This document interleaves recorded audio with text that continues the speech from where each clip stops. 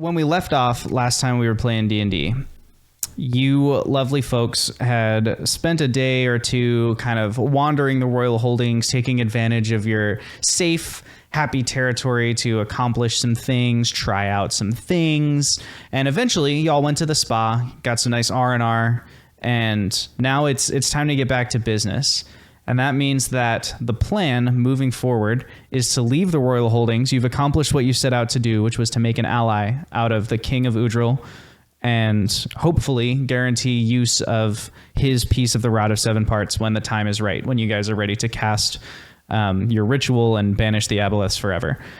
However, before you can do that, you got to get some avatars back because there are still 2 of 3 avatars enslaved that you know of.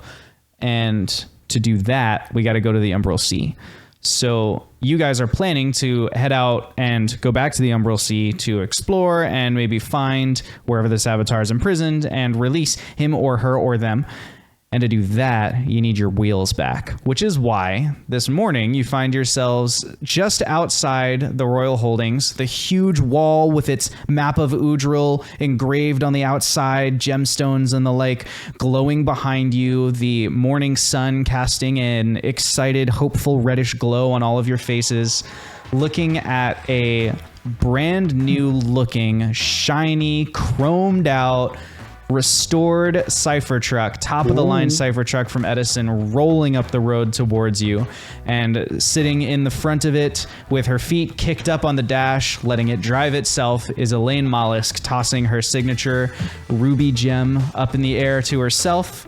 And as it pulls to a stop in front of you, she leans over and flicks a couple wingle digits into the cipher that powers the self-driving, and it does its own spin drift so that it comes to like a rad stop right in front of you. And as the dust settles, she kicks her feet off the dash, stands up and goes, "You need to take better care of your investments." But right now, she's all ship-shape.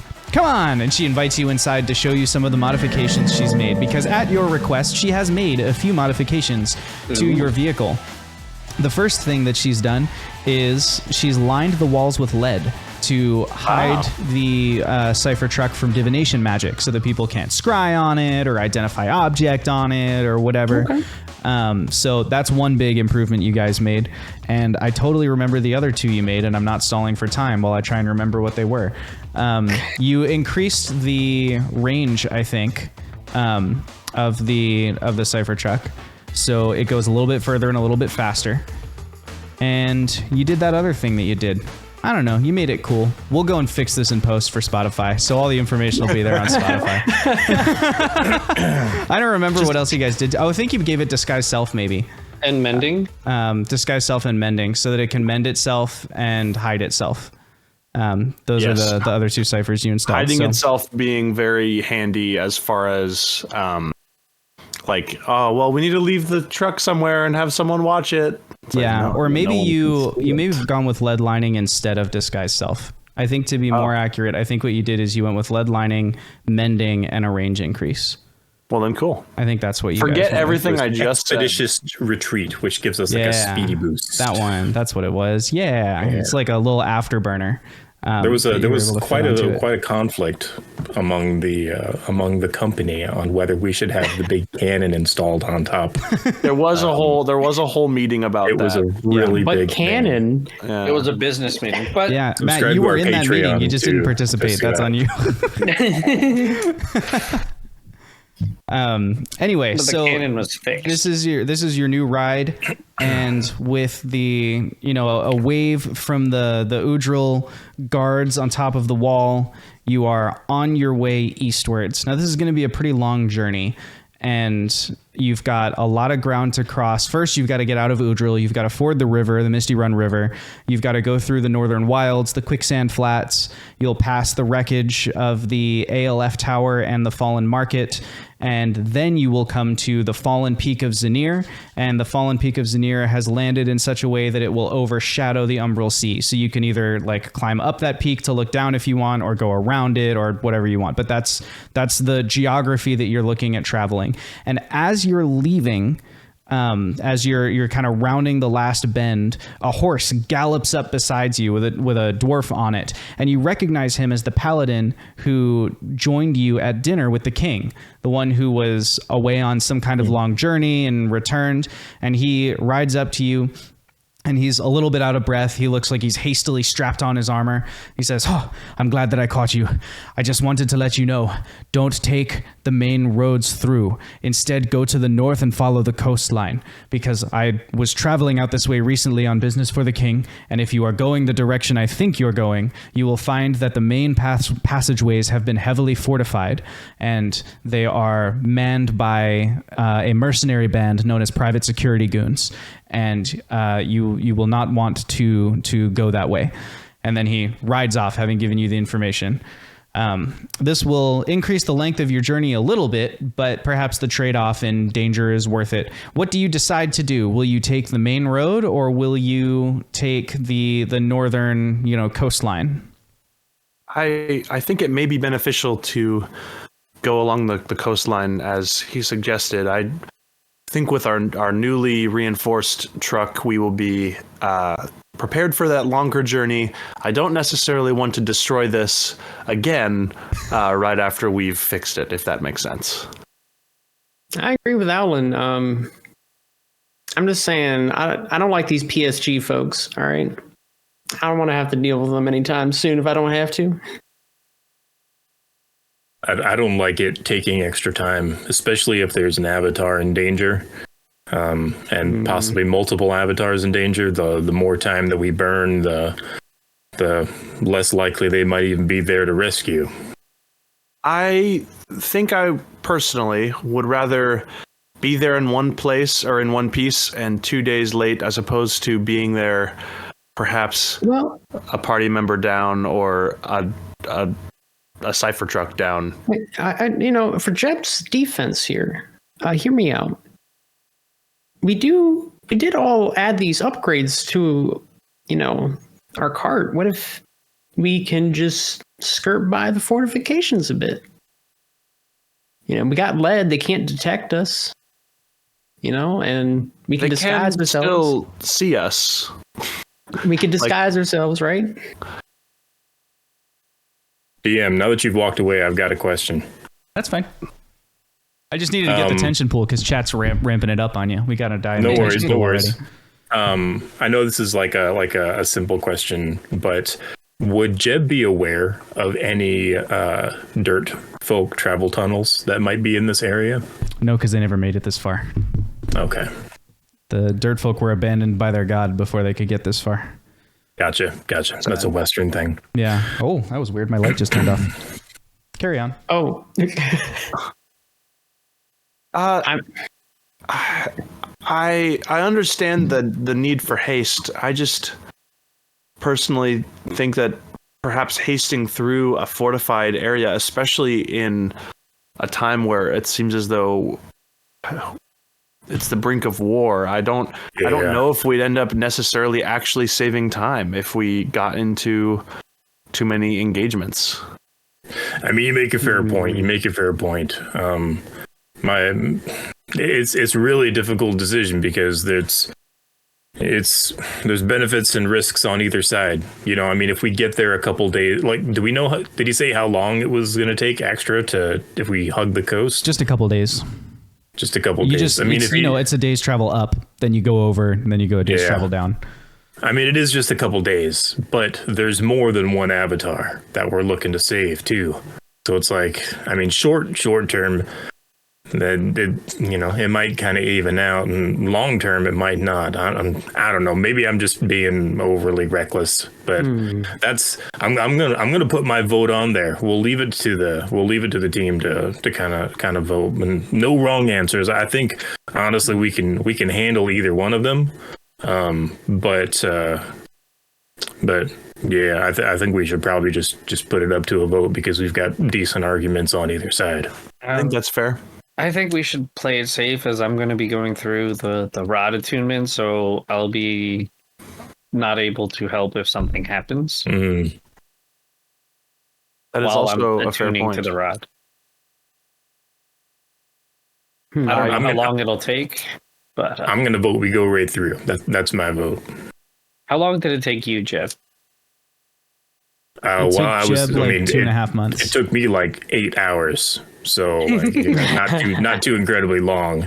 But I think you guys said like a month had gone by or something. Yeah. But I also, I mean, like I told you guys when I got out of that, I kind of talked about, what happened. They had the intelligence inside of it told me that I could take multiple chances to try and win, or be successful, but it would just every time I messed up, it would take time, and I know I goofed a couple times. So no pressure, Zoth. No pressure at all. Yeah, I just want you guys to know that if we do get into some trouble with something, that I might not be readily available to help. Yeah, no, that's a fair point and too. Provide fair assistance to the party. In that case, I think to me that's extra reason for me to vote towards doing the longer route. I vote longer. I mean, if our card gets damaged, we've got the mending cipher on it, so we can have it auto repair now. And the vote comes down to Fox. Tension music from the game show. If you guys get damaged, how are you going to rectify that situation? I'll just sit inside the little compartment because no, I'm just kidding. That won't work because I'm not a machine. But I'll just lick my wounds for a couple weeks until you get back. That's all. We got on one hand, we just go for it, which is quicker potentially, but with high risk for maiming, damage to the cart, and potentially taking as much time, if not longer, as the other route. Or we take the guaranteed, potentially safe route. Here's another thing too. I mean, if we take the danger route and we are successful in penetrating through their blockades, we're also softening their forces by taking them out. Fair point. We could be doing everyone else a favor. I don't know, guys. Why'd you leave it down to me? Well, it's just because you're really slow to make a decision. We all kind of jumped on our decisions really fast. I'm flipping a coin. I will not be involved in this, so maybe I shouldn't get a vote. Heads, we go straight through, and coastline is tails, and I got. So tails we go on the coast, and heads we just get into an argument because we're at a stalemate. Is that what it is? And I rolled heads. Yeah, the Myconid's voice descends from the clouds with another coin. Okay, this coin's got a dragon on one side and a dice on the other side. Matt, which one is which? Dragon is heads. All right. Dragon, you're going straight through. Owlin has a frown on his face. Zoth also has a frown on his face. And begins to brandish a little extra pocket that has appeared on his tool belt, but we won't get into that yet. What's in that pocket? Who's to say? Who knows? What is in the pockets? Meanwhile, during your journey, Xothkug will be attuning to the rod of 7 parts, or more specifically, one segment of it, a 1 shin-long rod of blackest onyx topped with a dragon's head. Zoth, as you hold the rod in your hand, now fully unwrapped for the first time since you recovered it, you can almost feel it like humming with energy, like with anticipation. And you close your eyes, and when you open them, you're somewhere else. And you know what that means. It means it's story time at the Wing Badger Tavern, and it means we will be right back. Gasp.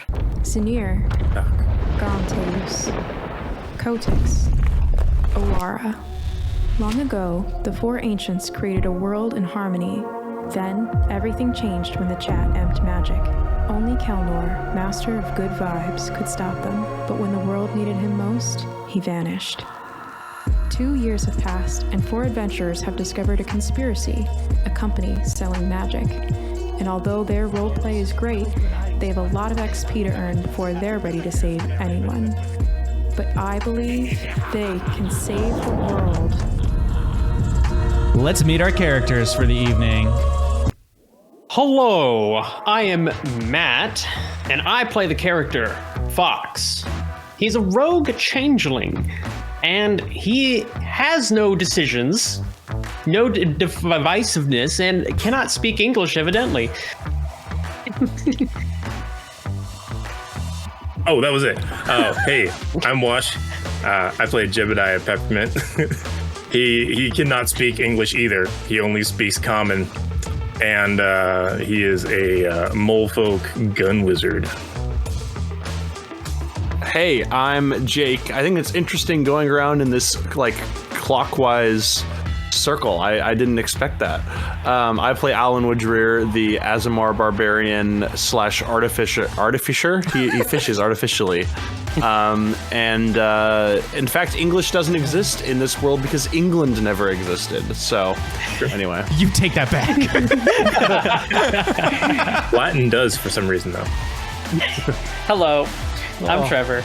I play Xothkug Kebab. He is the only one who can speak English of this group, for reasons unknown to everyone, including the DM.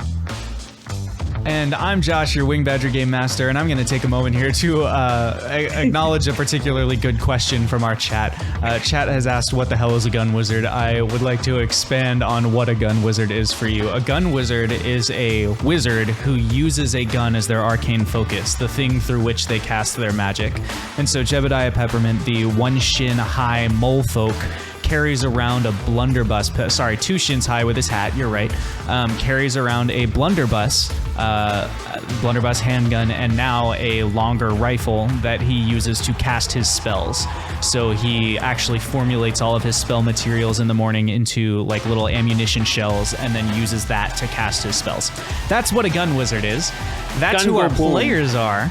And without further ado, let's jump into tonight's adventure here at the Winged Badger Tavern in the sort of still magicless world of Urada. Ooh. And we're going to pick up our adventure with Xothkug. Now, Xoth, before we get into this, I'm going to be really clear and upfront with you about the stakes, okay? Okay. So just as the frosted iron section of this rod was deeply linked to intelligence, this onyx segment is really intertwined with wisdom. That means the stakes are kind of different. You know, the intelligence rod punished failures by depriving you of the most valuable resource to a scholar, which is their time. The wisdom rod then will penalize failure by affecting your sanity. So even as you're seeking to gain insight into the rest of the world, these past 72 ages, elements of those worlds will be gaining insight into you and attempting to use it to subvert your will. You may emerge exactly how you are, you may emerge a changed orc, or you may not emerge at all. So, having been given full knowledge of the stakes from the DM before entering this attunement process, do you wish to continue? I do wish to continue. He said he was the only one who could speak English. He lied. I didn't say I spoke English well. All right, then. You open your eyes to a busy hall. Banquet tables have been pushed back against the walls to make way for a crowd of hundreds, with thousands more trying to peer through the windows crammed into the doors. Before you kneel 2 gagged convicts, each held in place by 2 burly soldiers, while a third holds a scimitar to each convict's neck.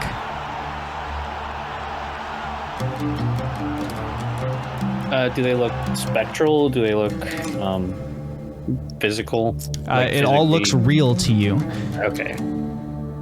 I approach. Okay, you walk forward. Are you approaching one of them in particular? You got a left guy and a right guy. Not particularly. I'll just kind of say, hello? What's happening here? You have begun the process of attunement. You look to your right, and there is an old lady there who has just sort of spun up out of nothing and materialized in the room next to you. You will now be tested in your wisdom, your ability to use the information available to you to make decisions when the answer is not obvious. So, when you are faced with situations where you do not know what to do, what do you do? And suddenly she vanishes in a little gust of wind. Okay. And then nothing's changed about the scene. Nothing's changed about the scene. There's still this roaring crowd. They all they're up in arms about something. There are these two people who are on their knees in front of you with knives to their throats. Anything else you want to learn, you'll have to use some of your available skills. Yes. I would like to perceive the environment around me, trying to gain insight. Like, is there blood on the ground? Is there like a body? Just anything destroyed? Sure. Roll perception for me.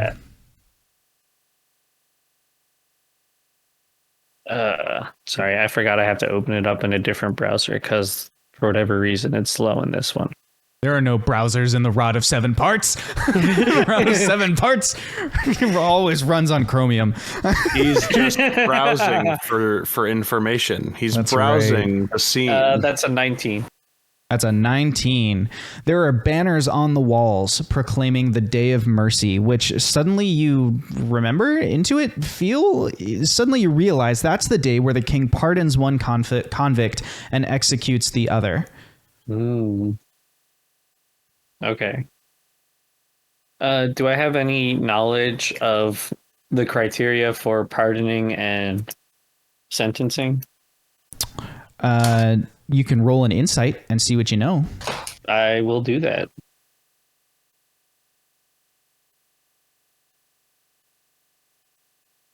Oh, that's a natural one. Oof. No, you don't know any of the criteria for how the king would determine who to execute or anything like that. Would I know which king? You're some king from a past era, like you wouldn't have heard of this person. Oh, okay. You are, just as a reminder, you are able to use any of your available skills for like different things. So I'm not going to prompt you to roll them, but this is designed to reward you the more you use your wisdom-based skills. That's with the risk of, your failures, of course, reward the rod. So. I would like to ask, or I approach and address both of the men kneeling. Mm-hmm. And I'll say, what has led you to this moment? Looking a little uneasy, the two guards who have the knives to their throats go, Do you want us to ungag the prisoners, sir? Yes, I would. Very well. And they reach behind each prisoner and, untie the gag, binding them and yank it away. And the first prisoner answers you, I'm here because I tried to save a life. And you? I look to the other one. I'm here because I tried to save a life. Mm-hmm. Were you both trying to save the same life? They look at each other. No.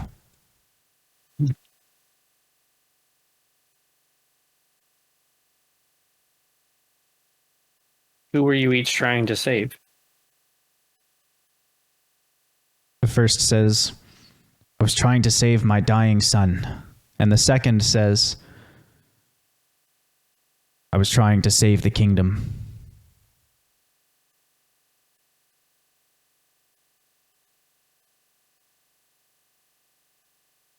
What was your son dying of, or in a position? How did he end up in a position where he needed saving? He was poisoned. And what did you do to try and rectify that?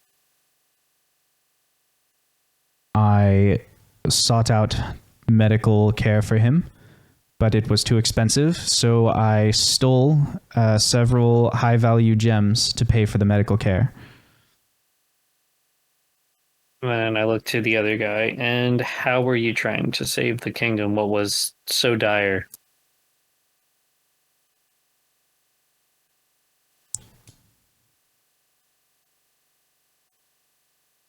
I attempted to kill a treasonous person before he could take information about the king's movements to a coup.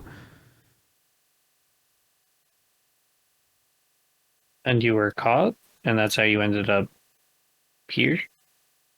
I was impeded by another and killed them in self-defense.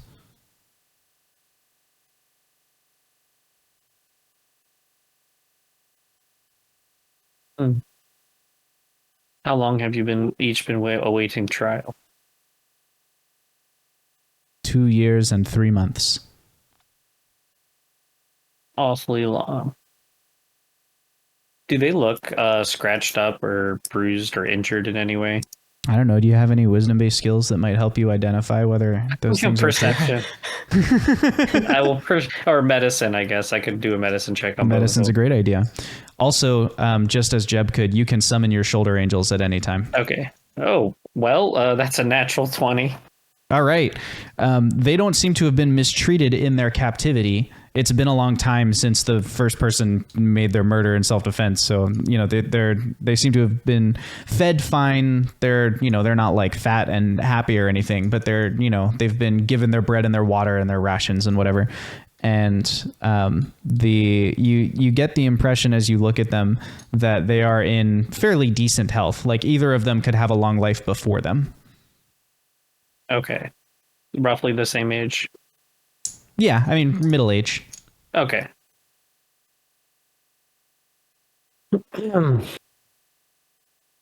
Interesting. The crowd begins to roar even louder as they're waiting for the king's judgment.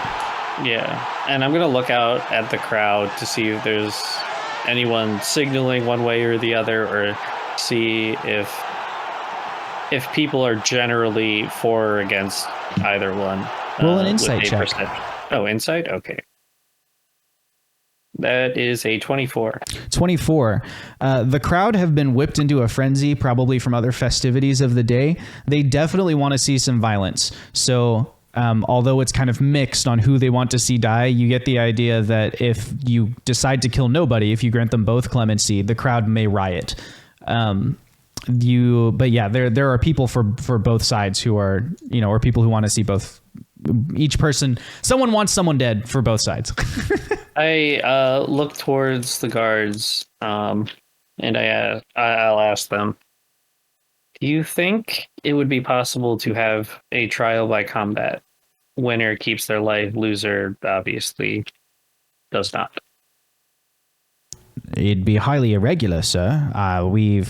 To arm a convict, especially one convicted for murder, in the presence of the king, but you are the king.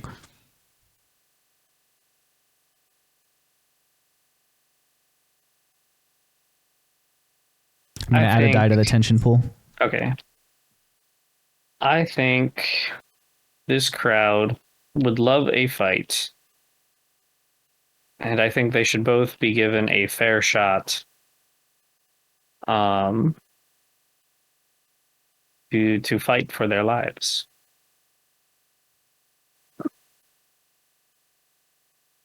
Very well, then that is what will happen. And someone stands up to announce the king has decreed a trial by combat, and the crowd, of course, roars loudly and engages and gets excited. And they are each asked what weapon they would like. They choose a martial weapon, and a ring is formed. The crowd is pushed back against the walls where all the tables in this great hall have been pushed. They've now sort of brought the tables forward to make the ring, and this large combat area has been created. I'm going to roll the tension die to see if anything happens.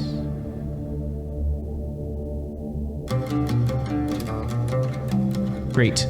So the two combatants line up on either side and begin, circling each other, getting ready for a fight. And as they do that, there's the murderer and the thief is how I'm going to refer to them, since they're not left and right guy anymore. The murderer raises his club and rushes in for a fight, and the thief at first seems completely taken aback by this. Like he's not a fighter. He's a guy who's just trying to do right by his kid or whatever. But eventually he also gets into the fight and joins in, and there's this really high stakes combat. Matt, on behalf of the thief, I would like you to roll a d20. Jake, on behalf of the murderer, I'd like you to roll a d20. Wash, does the higher number win the fight or the lower number win the fight? The lower number wins. The lower number wins the fight. I got a 2. I got a 3. Oh my goodness. Quite the fight. quite the fight breaks out. Jake, I gave you the murderer, right? Yes. Yeah. So quite the fight breaks out between these two people, and this huge thing. But then eventually, by the end of it, as the dust settles, the thief lays dead on the ground, and the murderer stands with the club held high in one hand and the thief's weapon still dripping with a little bit of blood hanging from his left hand. And he stands victorious, and one of the king's advisors comes up to you and says, "Sir, you're not really going to let this murderer walk, are you?" It is tradition, though, isn't it? One person gets to leave with their life, the other one does not. Tradition is that the king demonstrates his mercy, but in doing this, all you've demonstrated is that continuing to fight against the rules will get you out of them. But he did not fight against the rules in this instance. It was under direct, I guess... You rewarded a murderer order for committing another murder, sire. I gave both men an equal chance to live. But did you? They were not equally qualified in combat. I think the will of man surpasses any physical skill. That was very deep.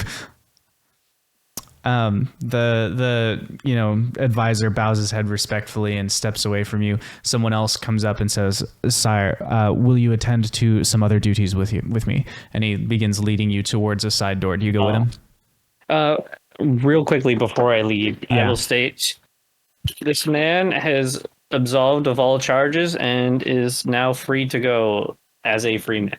The crowd And then I will roars and gets, all excited. Someone has won the combat. We got to see blood sports. Yeah! And it's a big mob mentality, and everyone gets all excited about it.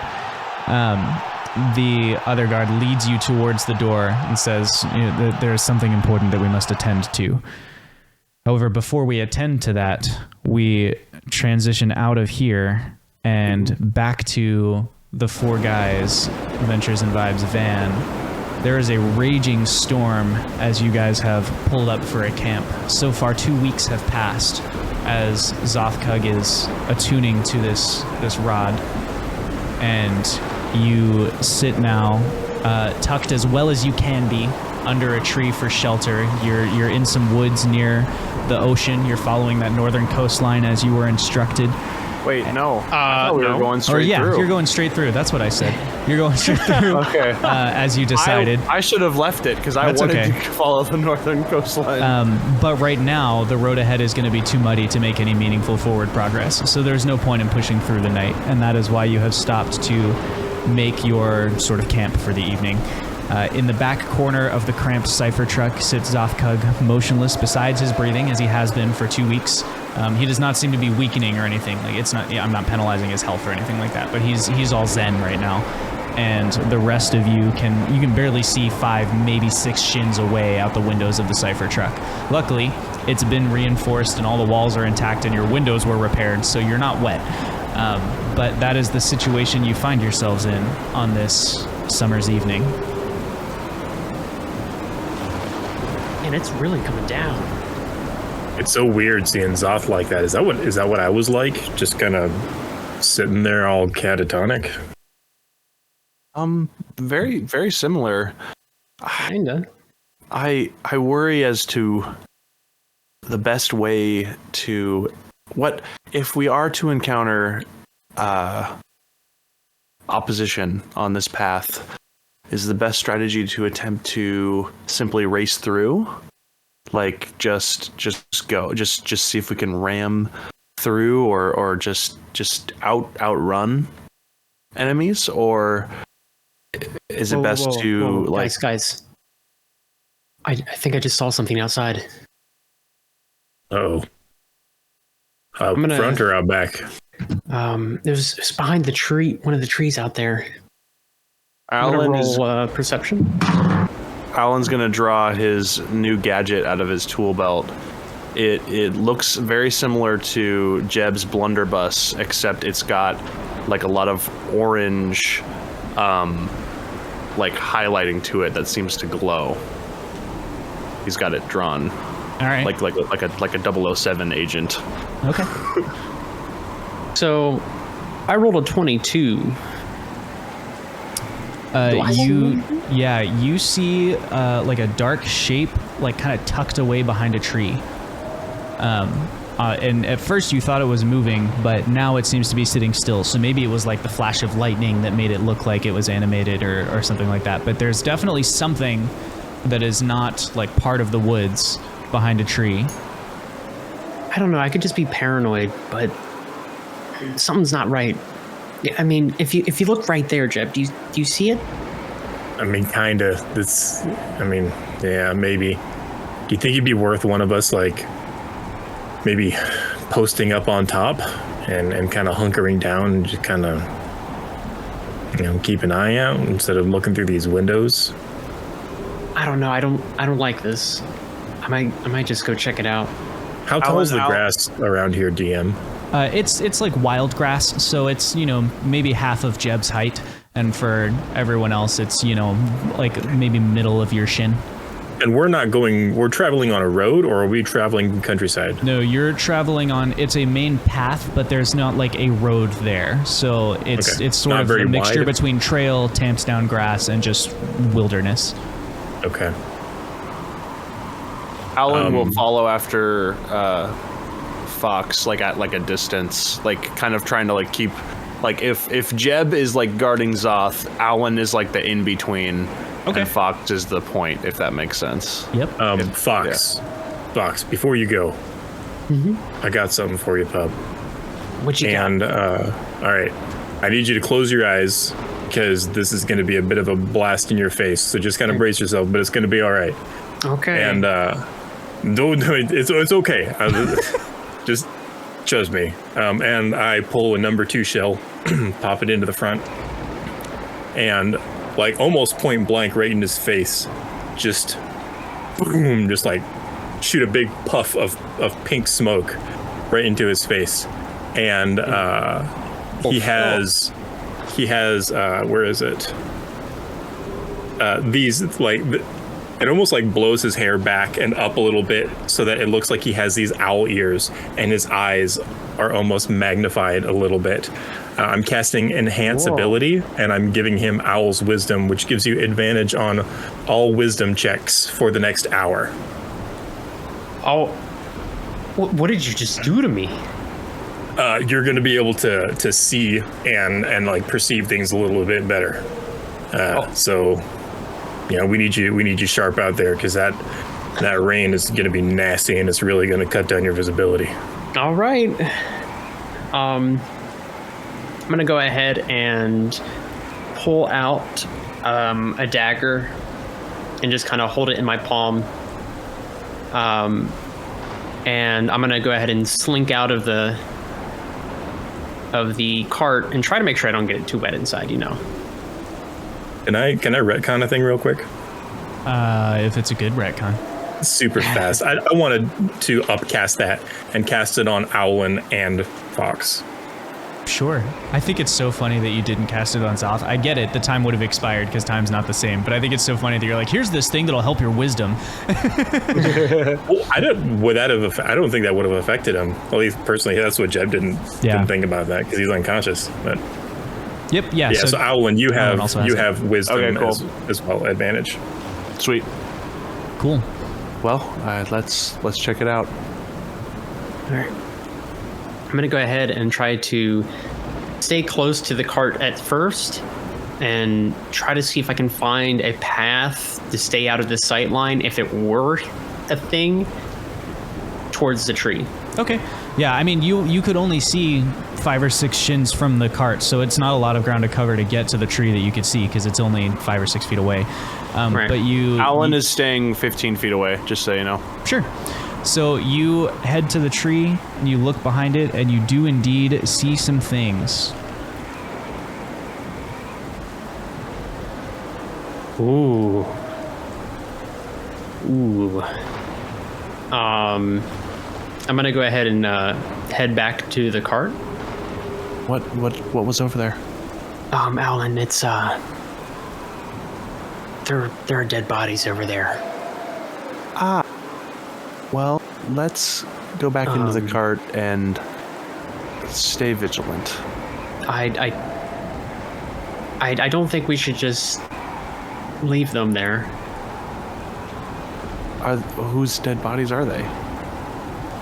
They're just elves. Here, I'm gonna go back over there. You can come with me if you want. Alan will come with. I'm gonna go ahead and do a medicine check, Okay. and got a nat 1. All right. So, Is medicine wisdom? yes, medicine's wisdom. And do you get an advantage because of the thing? Oh, is that advantage as well? Sorry. Yes, it's advantage for the next hour. I can't listen. Lucky you, dude. Whoop whoop whoop. That wasn't a nat 1. That was a 14. All right. You find small puncture wounds entering and exiting the center of the forehead. Just a single wound on each elf where they lay. You're pretty sure this is the cause of death. There's no other sign of like struggle or combat or bruising or anything like that. And that's what you determine with your medicine check. This doesn't look good, Alan. Do you think those were caused by the devices we saw them using in the fallen tower? Or I don't know. I something feel like else? this would have. I don't know. I'm gonna flip the bodies over. Sure. You can use insight to try and intuit the cause of death. You can use survival to try and, so you've got some other skills available here if you want to mess around with that. If I flip over the body, do I see any other wounds? Nope, just the exit wound on the back of the forehead. Or I guess it's the back of the head, but you know what I mean. Okay. I'm gonna go ahead and roll that insight check. Okay. Advantage again because it's wisdom. I remembered this time. Cool. 18. 18. So with insight, you are definitely certain that the puncture wounds are the cause of death. You're pretty sure that it's a projectile that killed them, that it was moving at high speeds. The nature of the wounds and the shapes and stuff like that, it gives you the idea that it's just a single projectile shot through the head for each of them. As you roll them over, you notice that there's something in each of their mouths. And when you open their mouth, you see that the patch of a private security goon's uniform has been ripped off the uniform and shoved into their mouths. What in the... That is quite dehumanizing. That's... I did not know that they were stooping to something like this. I mean, Alan, do you think you can figure out, like, what happened here? I mean, as you mentioned, it looks like a high-speed puncture wound. I would guess it seems like an advancement of the technology we saw them using earlier in the tower. Maybe something also similar to what Jeb and I have been experiencing or experimenting with. A little frightening. Perhaps just to a very precise degree. Like, imagine an extremely small arrow being fired at like a magically high speed. That I think that only that or something like that could cause like a wound. I'm gonna go ahead and take off my invisible CSI glasses. Okay. And look under the fingernails for signs of a struggle. Great. As is evident in every CSI show. Zoom. Enhance. And where's insight? There it is. Okay. That is a 17. 17. No signs of a struggle under the fingernails. Advantage on that. However, you do find some like specks of dirt and stuff that indicate to you that they had probably been traveling for a long time. They may have been between places, just like you are. And you also realize as you're, examining more closely, the black clothes that they're wearing are like an underlining that would go beneath a uniform. And you've seen the uniform before. It's the private security goons uniform. So these two elves were private security goons who were killed, their patches ripped off of their armor and shoved in their mouths and left here. If you want, you can use a perception check or a survival check to look for, tracks or anything like, any further clues around you. That is Alan. quite interesting. Are you good at tracking at all? I can try. I think it is quite interesting that these are not the goons. If these are the goons themselves, I assumed that the goons were the ones who had killed them and marked them. But yes, no, I can do the tracking. Survival is wisdom, right? Yes. It is. Great. Cool. A lot of wisdom tonight. Natural 20 on the 20. first one, yeah. Nice. You find a single very well disguised or very well masked indication of travel through the woods. And it's leading you not so far away that you can't see the cart anymore, but it's a little bit deeper into the forest. You follow it and you find signs, very, very well masked signs of a small camp, probably only sufficient for one person. A little bit of ashes from their fire. The ground is scuffed over here where their sleeping bag was. And because it's in the trees, the rain hasn't completely muddied it up. So you're still able to kind of extrapolate this information.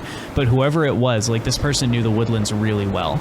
And they did a really good job of masking their passage and whatever they were doing. It seems the private security goons has a hunter of some sort, or that's hunting them. I would think that an enemy of them would be a friend of ours. Especially one, and if they're not already a friend of ours, I would love to make them a friend on this journey, considering what seems to be their skill. Slow down there. What if it could just be they don't like people on their ground, no matter who? I would think, Could be territorial. That's possible. However, I would think that the sign of ripping off their patches and putting them in their mouths is a specific sign of disrespect that I would think would be reserved for a specific vendetta against them. I agree. I definitely think somebody hates them. Just saying that I don't know if they'd be too friendly right away with us. Meanwhile, in the strange, hazy environment that's been built for you by the Rod of Seven Parts, Xothkug, you are led out a side door of the Grand Hall, and this advisor is kind of rushing you down the street a little bit.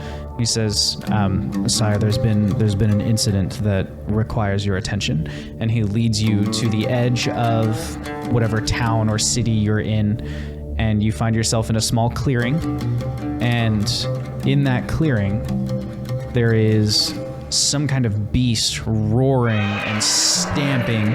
And he says, "Sir, we don't know what it is. We don't understand what's going on." Well, let me have a look, and I will take care of the situation. "Thank you, sire." And he steps back a respectable distance, bows to you, and then flees as whatever this gargantuan thing is stomps around the clearing. Trees are being shattered. Is clearly agitated. I would like to use perception to identify the type of creature, the style, Sure. claws, Yep. teeth, all that stuff. Roll that. That will be 16. A 16 as the beast stomps around. You first take in the scene, and what you see are two massive hind legs, smaller forearms, some wings stretching out to the side, a long neck. It is green in color, and it's got kind of flowy, feathery something on the outside of its skin. Its underbelly is a soft off-white color, and it is something in the draconic family. And I'm gonna die to the tension pool. I would like it knocks over a huge tree. To cautiously approach, with sort of just very calm energy, hoping that it senses that and does not see me as a threat. If I'm holding any weapons, I would like to leave them on the ground. I don't know if I'm in like a new avatar style body that has a different loadout than me, or if it's just me. It's just you. So Okay. like you are in the place of some historical being, but you are you. You have your inventory with you, your possessions. You look like you. Okay. Then I will slowly and cautiously approach. I guess using animal handling to try and calm it down. Roll your animal handling. Another natural one. Take 10 points of damage as the flailing tail of this beast slams into you, and it sends you 20 feet back, flying in the air. You land on the ground and skid a little bit. You start to kind of pull yourself up and get back to your feet. It's not really looking at you, but it's still just roaring and stomping around the clearing. Another tree goes down. I will attempt the same thing again. Okay. If you will let me. I'll let you if you tell me how you do it differently. So I will make effort to approach it from directly from the front. A little bit more commanding presence this time, not so timid. Okay. Sure. Just like walking right up to it directly, but still not showing any signs of hostility. And that is a 21. 21. You begin walking towards the creature more directly, not looking afraid.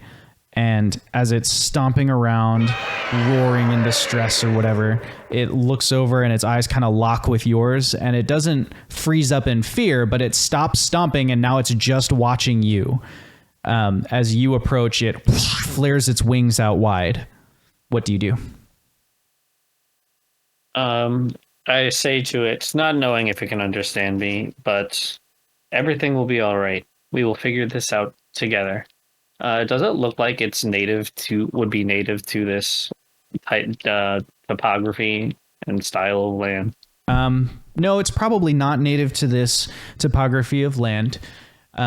You say some words to it comfortingly and sort of continue to approach it, and it watches you for just a second, and just as you get within reach, those two wide wings snap forward and it gusts you backwards. Take another 3 points of damage as it knocks you prone and you're slid backwards.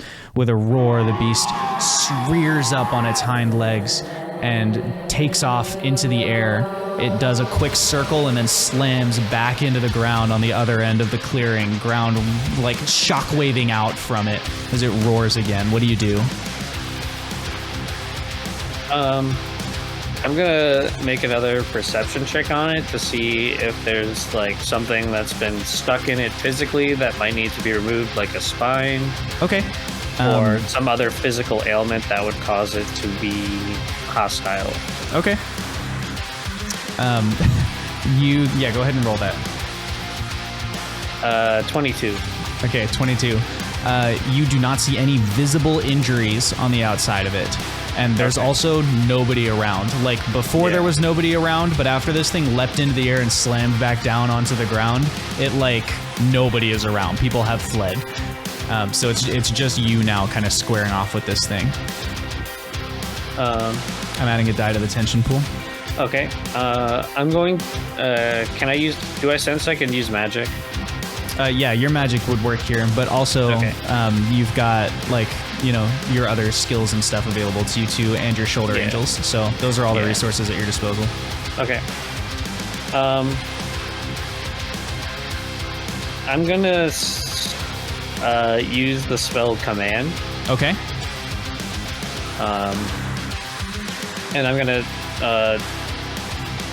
tell it to lay down. Okay. What's the save DC for that? The DC is going to be 16.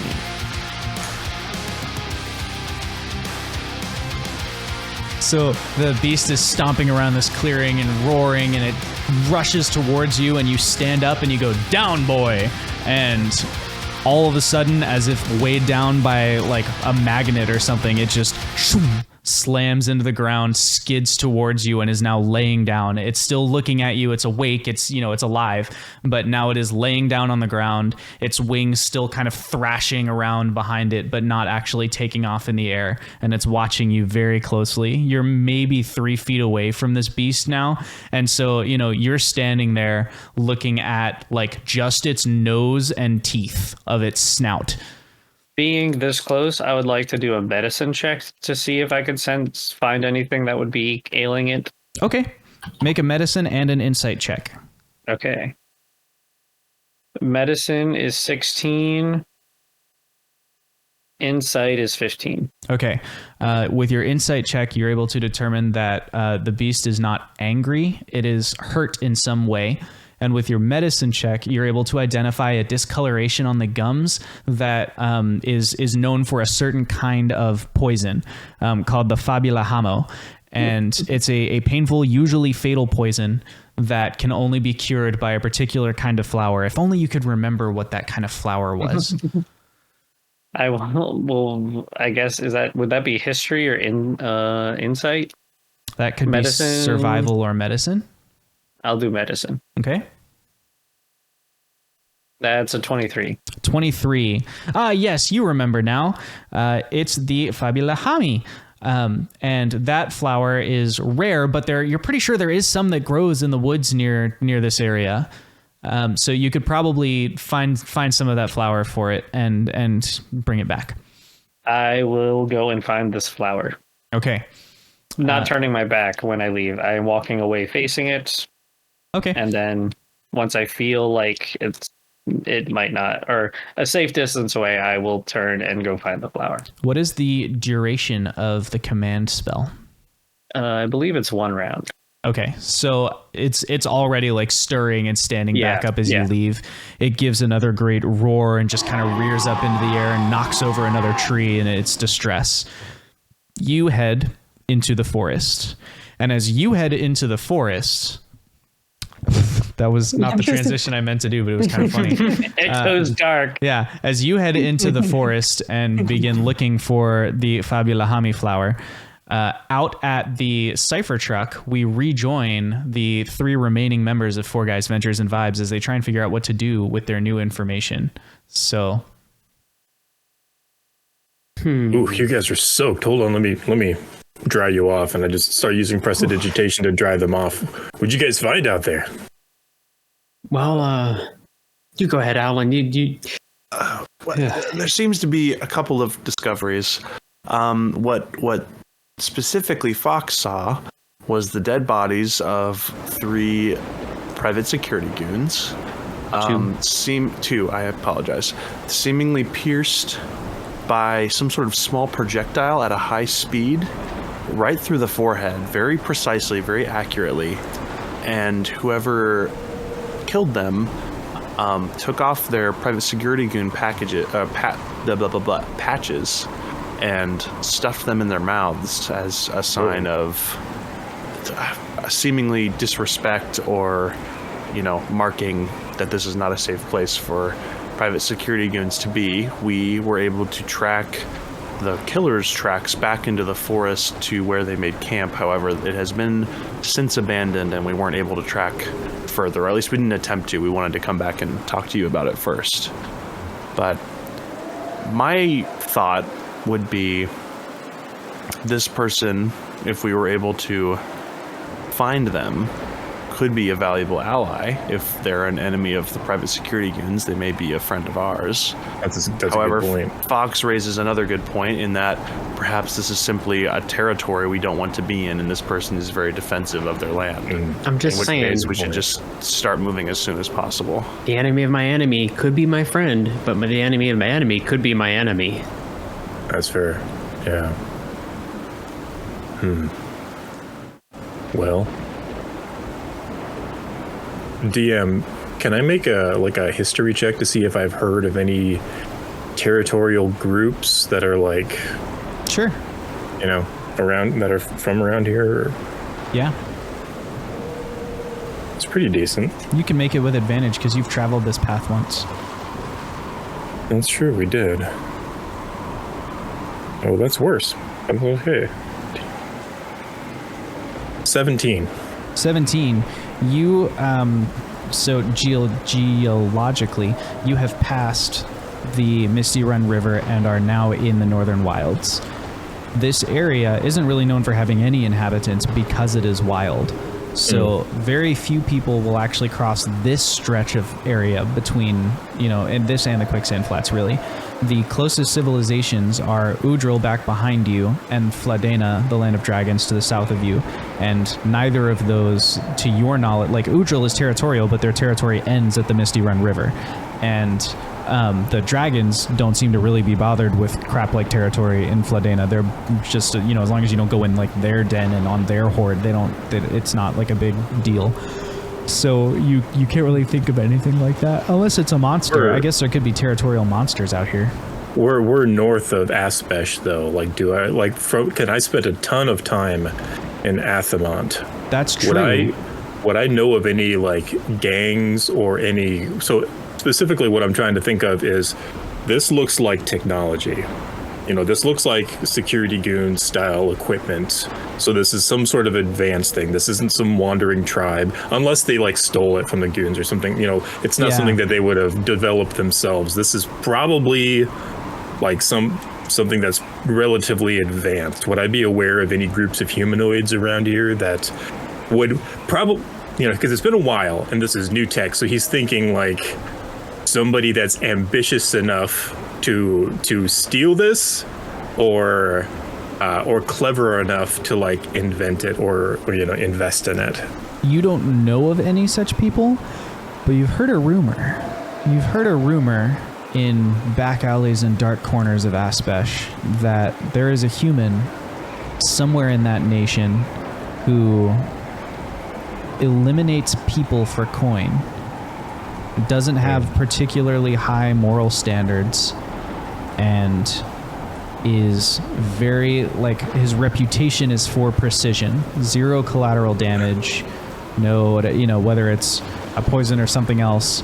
And you remember hearing one particular exchange between one of the casino workers and a representative from the Deadeyes, where they said, no, you don't want to cross him. He's working on something that will revolutionize the way people fight things if he ever gives it out. And this could be that thing. So I relay that to the guys. So there's like this, and he's a pretty bad dude, and is quite clever and quite serious. So okay, then. But the thing is that he's probably not acting on his own accord. Like if he's been hired, then right. Then the enemy of my enemy is my friend would apply to the person that's hired him, not necessarily him. So, but here's what I'm thinking. But if he's completed his contract, perhaps that was it. Too. We could potentially not have to worry about it, right? Because he seems to have. You said he has no pens. He tries to have no collateral damage. Yeah. But what if the private security goons just turn around and hire him to kill us? Well, that's what I was thinking. Number 2, I was thinking, what if we could find him first and hire him to, go out in front of us and thin out the goons a bit more? That's the other thing. Third thing, which is maybe a little bit less likely, but maybe he was hired to protect this area, and killing the goons was just because they were in the area. So, going and looking for him might get an entry wound on our forehead and an exit wound in the back of our head. I think in that case, if what you've described is true, and this is I'm sure what you've described is true. I mean, if that is truly the person that we've encountered by proxy here, then I would say the safest move would probably be not to get in his way until we're forced to. Yeah. Especially, I think it's safe to. I think we should be on our guard, but I think we're safer not seeking him out at this moment until there seems to be a time where, okay, he's either coming after us or there's a convenience level of we can see if we can use his services. Still, I'd feel better if we covered the windows. I agree. I don't like this. I don't either, but Did you guys see like any tracks or anything like that around where he was, or where Well, that? the site tracks was? took us to his campsite. From there, we didn't quite investigate further. The tracks went further into the forest, but we didn't follow. Was that behind or in front of us? In front of you, Okay. towards where you're going. Oh. Okay. Well, in that case, All right, weird hypothesis, right? Really out there. What if they're going on some sort of personal vendetta, right? There's been this well-known assassin, but maybe that's not what this is. Maybe they messed with him in some way, perhaps killed his dog. I mean, it's He's possible. going out on a vendetta. Maybe. Fox. I mean, this guy is a little, it seems like he's got a code. You don't mess with him. You stay out of his way when he's on a job. He's very clinical. He's Right. in it for the coin and doesn't really care much about the sides. He's gotta talk birthday cake like you.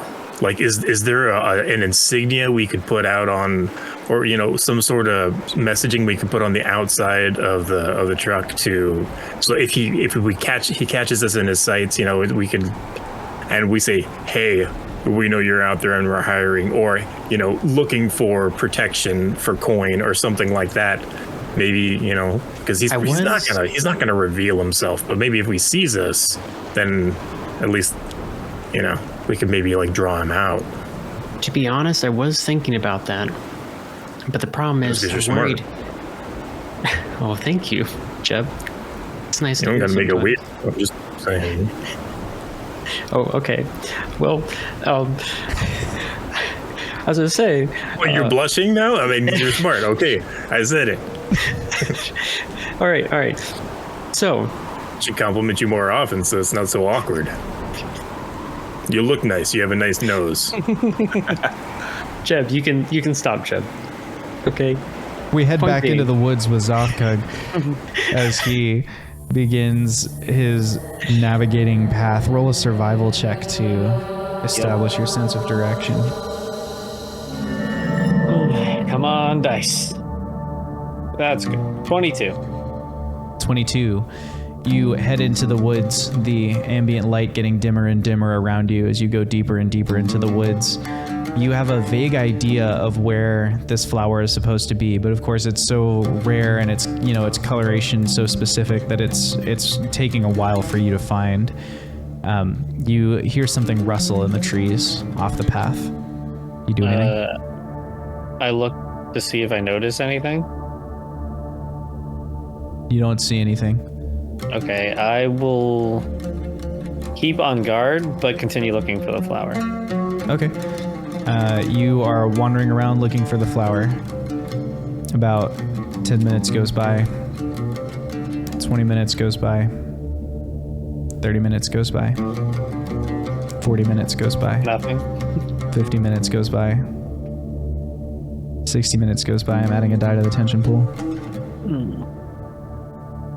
That's our fifth one. Ooh. An hour and 10 minutes goes by. An hour and 20 minutes goes by. An hour and Do I 30 feel minutes goes by. lost? Like, do I have a sense of where it is? I mean, you or- think you're moving in the right direction. An hour and 40 minutes goes by. An hour and 50 minutes goes by. 2 hours go by. 6 dies in the tension pool. I'm clearing the tension pool. Okay.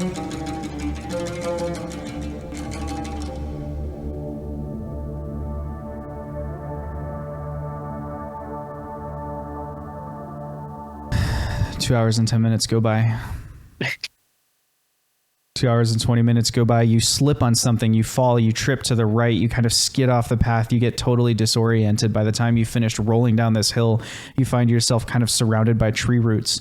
You look up, it is so dark that you don't have any sky point to navigate off of. You find yourself pretty much lost. I guess another survival. Okay. Survival to identify a direction. Yeah.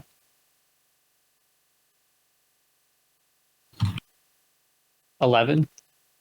Okay. You begin journeying off in what you're pretty sure is the right direction. I don't know if this is counted as survival, but would I be leaving tracks? You are currently leaving tracks. You haven't done anything to not leave tracks. Okay. So could I perceive those tracks and sort of retrace back? Trying to find your way back to like the main path. Yeah. Sure. Let's try it. Perception check. Non-natural 20. Non-natural 20. Okay. It takes a little while because falling down a hill doesn't leave many tracks. But No. you kind of you're like, okay, well, I remember falling from right here. And so you sort of climb back up there and eventually you do find your footsteps. You're able to follow them back to the path and kind of go, you get yourself back in what you're pretty sure is the right direction. 10 minutes go by. And then I'll stop and just think like, well, shoulder angels, we haven't seen this flower yet. Do we My have man, any it's been idea? 2 hours. We're Think back about to where we started. I mean, think. If you can't find the flower, I mean, it's all bets are off. All right, I'm just saying, maybe this is not the route to take. I think it may be worth wondering, or at least self-examining. Have you really been looking for the flower? What else have I been looking for? Have you been really investigating for the flower? Attempting to perceive it? Well, investigating is intelligence, my dude. Or attempting to perceive it? Yes, I thought I was. Or... You know, a little bird once told me that if you're walking through a forest, maybe don't stick to the trails to find the flowers. Maybe move around a little bit and see if you can find some different places. Do you know where these flowers grow? Maybe they grow on the top of trees, or maybe they grow under mushrooms. You know, a little bird once told me that sometimes, restoring giant beasts to full health is not great when you're trying to manage a locale.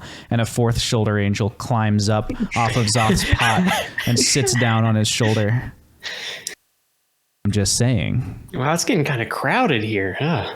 I can go to the other shoulder if you want. Is this one kind of full with you? Yeah, I can go over why there. did you go on the one with 2 already? We 2 on each My side. shoulders right. are pretty broad. There should be enough space for everyone. Should be, but I'm kind of wide too. I'm gonna make my way back to the clearing. Okay. You head back to the clearing. The Dragonelle is continuing to stomp around angrily, roaring and knocking stuff over. The clearing is wider than you remember. I'm going to try casting Remove Curse on it. Okay. You cast Remove Curse. You feel that the magic has worked appropriately, but nothing seems to have changed with the dragon situation. It might not be like that one last time. Do you have anything to remove poison? I don't have any spells other than knowing that this flower would remove the poison. Maybe you should go for a walk back through the city and see if you can find an animal expert to help. Yeah, you could just order people. You're a king. I don't know if it's best to think of it as just ordering people. Well, However, it may be beneficial to find wisdom in others whose expertise is different than yours. Oh, okay, he's being pedantic over there. I'm just saying, if you're the king, other people are going to be better suited for the task, maybe, or just time sensitive wise. No orc is a kingdom unto in himself. case, there was time sensitivity involved. I'm adding a die to the tension pool. The problem I'm concerned with is if I leave, this beast will wander, and You've already left and That's gotten fair. lost in a forest. That's fair. Yeah. I shall it's a make my valid way. concern. You worked it out. Make my way back to the city to see if I can procure said flower. You make your way into the city. Several people immediately run up to you as you walk into the streets, and they are, representatives of your court in some way. And they say, "Sire, there's urgent business that requires your attention. Will you come?" I am currently attending to urgent business. I have figured out the problem with the beast that I am dealing with, and I need to procure this flower to resolve the problem. Okay, sire. And they turn and walk away. 10 I will minutes go by. continue. Is there no one in the I mean, there are city? people in the city. I'll ask, do you know where I can get this flower? Just anybody in general you're asking? Yeah. No, sire. I'm not a botanist. I don't know much about flowers. I couldn't help you find that. Sorry. Well, do you know where the herbalism shop would be? Yes, I believe there's one down, and he gives you some directions that you can follow easily. You find your way to the herbalism shop. I will ask the shopkeep. Do you have this flower in stock? Oh, no, very rare, that one. No, we don't have any of that in stock. I think there is some that grow in the woods near here.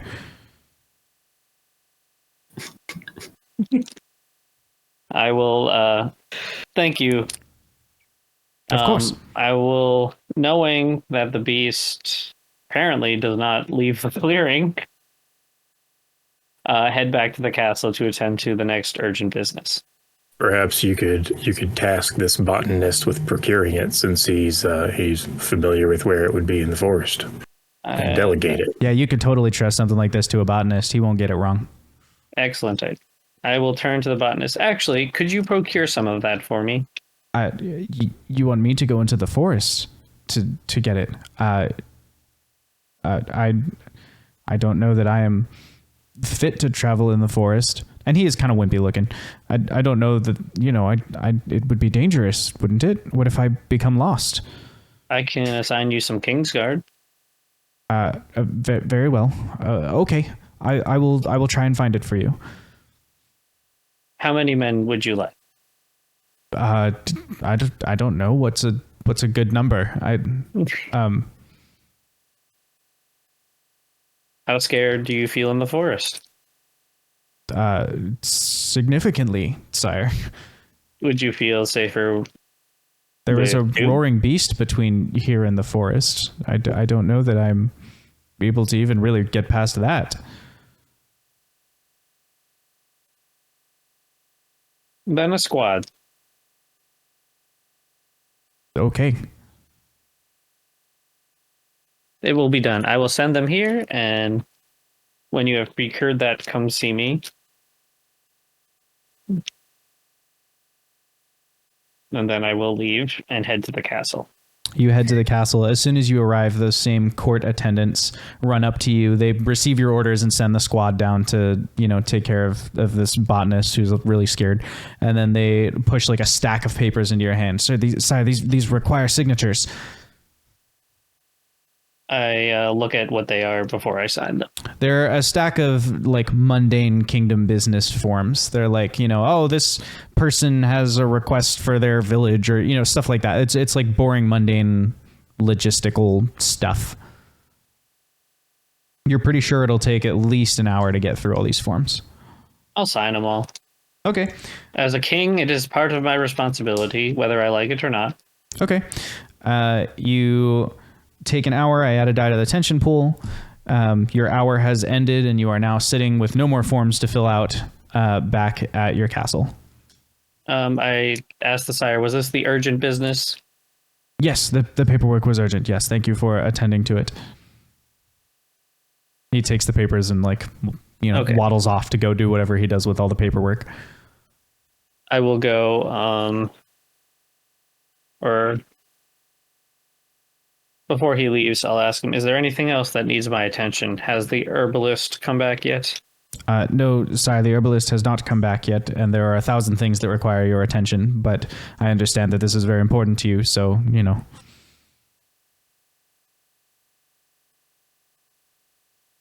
I will go back to the clearing to see if the monster is still where I left it.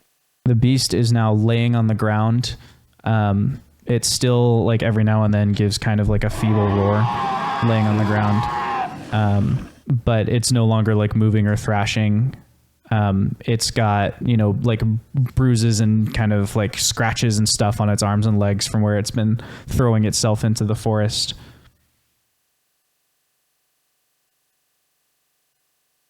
I look to it with sympathy.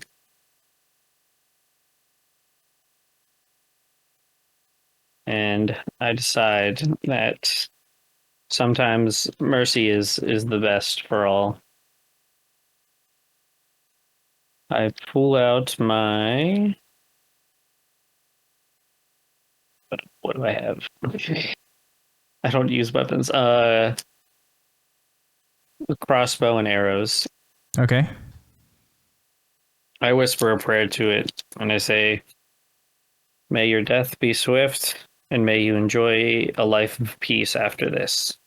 I hold it up, and I will fire a bolt into its head. You fire the crossbow, and as you do, you feel like a jolt that kind of goes through your body. Back in the cart where you have stopped for the evening, you see Xothkug like shudder where he is, but he does not wake up or anything like that. Xoth, everything goes dark, and then you open your eyes, and you find yourself in a large hall with tables pushed back against the walls. And there is a large crowd packed into the room with hundreds more at the windows and at the door. And before you, kneeling on the ground, are two convicts held in place by two burly soldiers, and with a third soldier holding a knife to each throat. What do you do?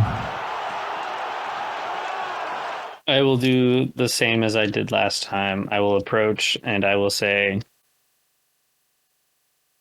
"Have these men come here to be sentenced?" Yes, sire, they are here to be sentenced. I say, commandingly, "I have decided we will have a trial by combat for each man to determine their own fate and give them control of their own lives." Okay. The crowd roars because they're like, yeah, we love it when people like fight in blood sports and what, the crowd goes crazy. A ring is formed. The long rectangular tables are pushed back into a ring, and the crowd is moved behind it for safety.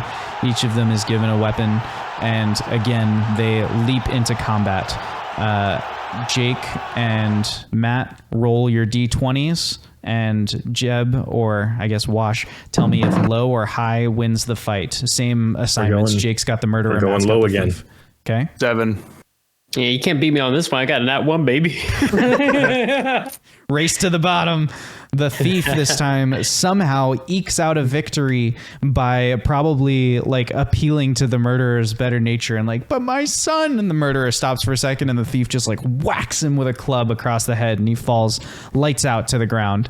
And the crowd see this and, roar again in delight because blood sports occurred. And the thief's hand is, raised up in victory, and that's what's happened.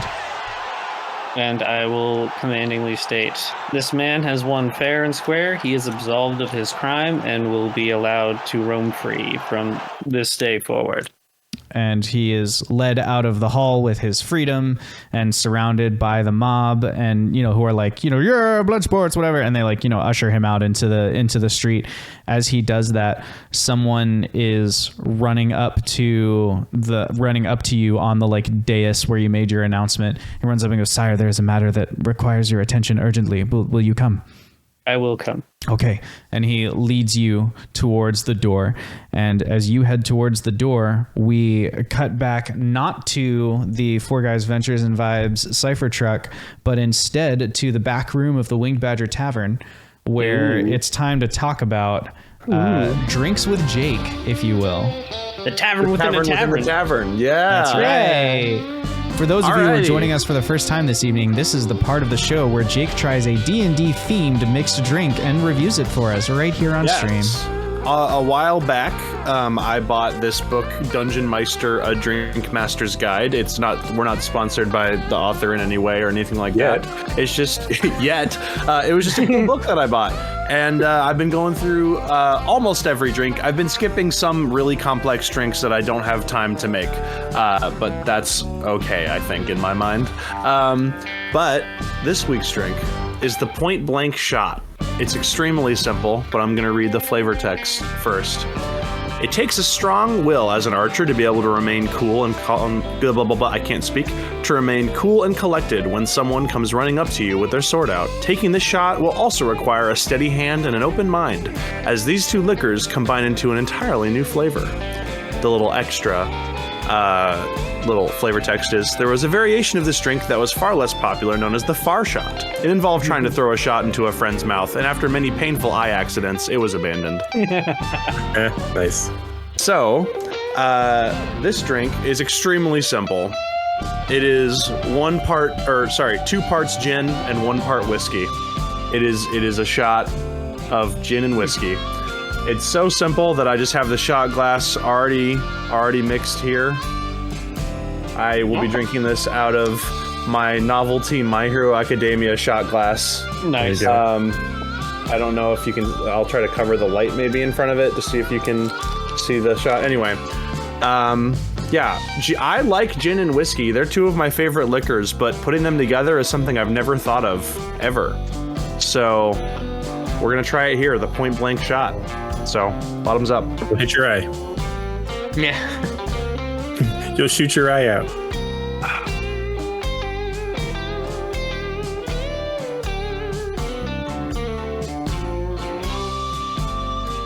That's a wild ride going on your face right now, dude. Yeah.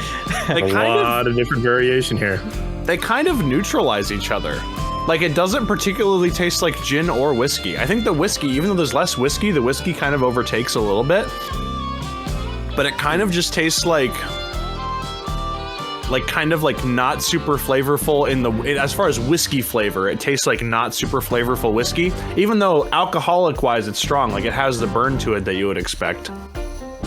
So I don't know. Here's the thing that's about me. I like a whiskey shot or sipping on some whiskey, but it's because I want to taste the whiskey.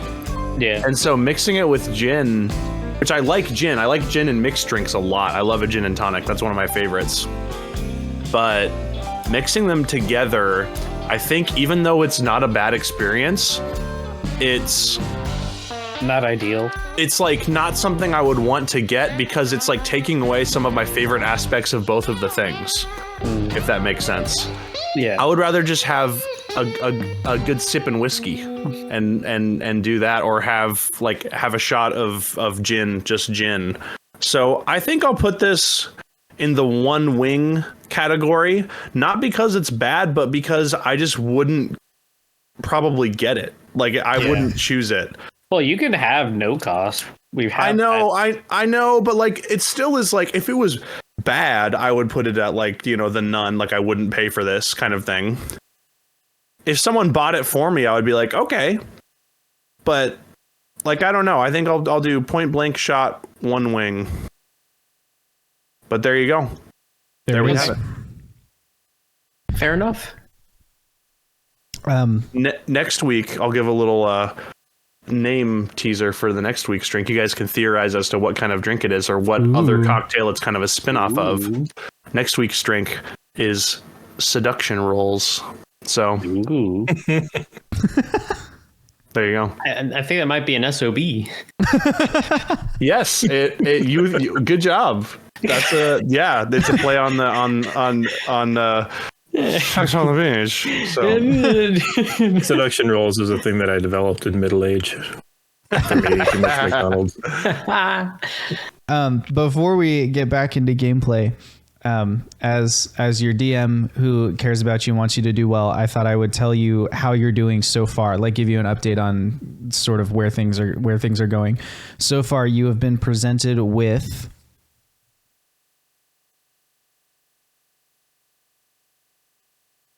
presents. 46 opportunities to use a wisdom-based skill. You've seized 22 of them, and you've succeeded on 20 of those. So, I'm trying to be like pull no punches on these rods. Yeah. So just you are currently below the 50% mark. Yeah. If you stay below the 50% mark, then the rod will consume you. Okay. But you have lots more opportunities coming. I'm just giving you kind of a benchmark on where you are. So Okay. I would push you maybe to think more about creative uses for the skills on your sheet.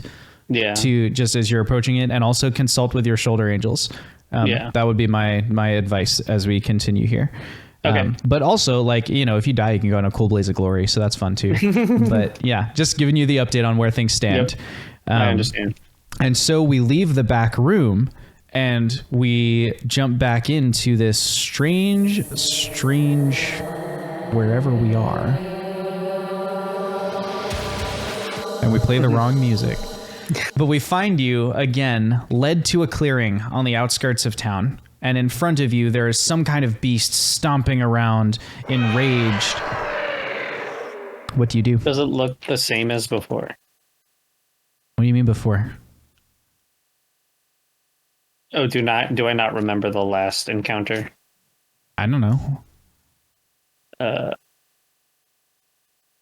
What do you use for memory? Like memory, is that history, insight? Insight.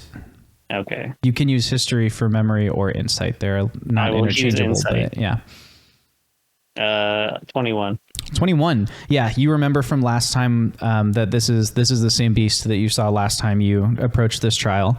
And again, stomping around the clearing, knocking things down, scaring people away. You have not, approached it or anything yet. Do I remember the flower and the problem issue with Yes. it? Okay. You remember those things. Well, shoulder angels, should we again search through the woods and look better? Well, so here's the thing, is that, like, as a king, I don't think a king would do this for himself. Like, he would probably delegate somebody to go do that. But then time got a little weird last time. What if you just used, like, a lesser restoration spell to purge the poison out of it? I tried using remove curse, which didn't work. I don't have lesser restoration prepared for today. Oh, Yeah, no, but I I'm do not actually. real. and like you in here, you could have been in here for 5 days. And I'm sure if you look down and change your clothes, that might work too. Like, I do actually have it prepared. I will try that. I will try using lesser restoration. Or hear me out. Yes. You could just take it head on. Like you remember when you were like, "Oh, I'm a king," and it listened to you. You could just tell it to leave. I'm saying intimidate it. Sire, a you're not king. going to let the beast die. The court attendant who takes you to who brought you here says. I don't intend to. Okay. Oh. Okay, because your best soldiers are too frightened of the beast to approach it. I will handle this. Very well. He bows and leaves. wise to inspire your men. This is a good move. Can I try casting lesser restoration on the beast? You can try it, and when you do it, I think you roll, right? When you cast lesser restoration, or is it just a thing that happens? It's just it a just thing that happens. Just a thing that happens. You touch a creature and can end either one disease or one condition afflicting it. The condition can be blinded, deafened, paralyzed, or poisoned. Yeah. Unfortunately, this is not the poisoned condition. This is a poison that's afflicting it, but it is not in the poisoned condition. Okay. Do my spell Don't squint at me slots- like that, Wash. I can explain all of the mechanics of this when we're in the after. I understand. Do the spell slots reset when I come Yeah, back? you have all your spells back. Okay. Cool. Does it count as having a long rest, Sure. health-wise? Yeah. Okay. Finding a die to the tension pool. Back to the shoulder angels. That did not work. So that leaves us with searching through the woods or fighting it. Well, it seems like they really want you to solve this in a particular fashion. So I say screw it. And kill the beast. Oh, that's an Alright. excellent idea. The fourth shoulder angel is just materialized again. This is a trial by wisdom. How is simply killing it going to... Hey man, Oh. I'm just saying stabbing never not solved a situation Maybe. It did last go around. I feel like this guy's onto something. I think perhaps it may be best to re-enter the forest and search a different way. Instead of taking a main path, I would perhaps look under the nooks and crannies and in the places high and low that you maybe didn't look last time. There is I would an get your soul idea. to look with you as well. Alrighty. So I gather what men are here, if there are any. Mm-hmm. You can go back to your castle and get them. Sure. Okay. Yeah. I will describe the flower that we are looking for. Mm-hmm.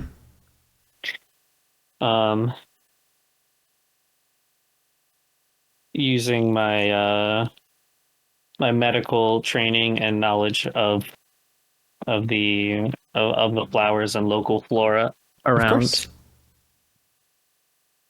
So you need us to go past that raging beast. I will temporarily subdue it in order to allow everyone to pass. Oh, good. And they all around breathe me. like big sighs of relief. Whew. We were not sure how we were going to handle something like that. Don't worry. I will protect you all. Okay. And then we head down to the clearing. I will tell them to wait for my signal. I will square up with it, get its attention, and have it turn so it's facing away from like where they would be trying to go. Okay. That'll be an animal handling check to to actually make it do something. You can get its attention, but to force it to follow you, to spin around. That is a natural 20. Yeah. Whatever you want to do there and next with this dragon, they're all able to cross the clearing with no danger. So you just tell me how you do it. I approach it commandingly like last time, and I say, "Come here, follow me. I will not harm you."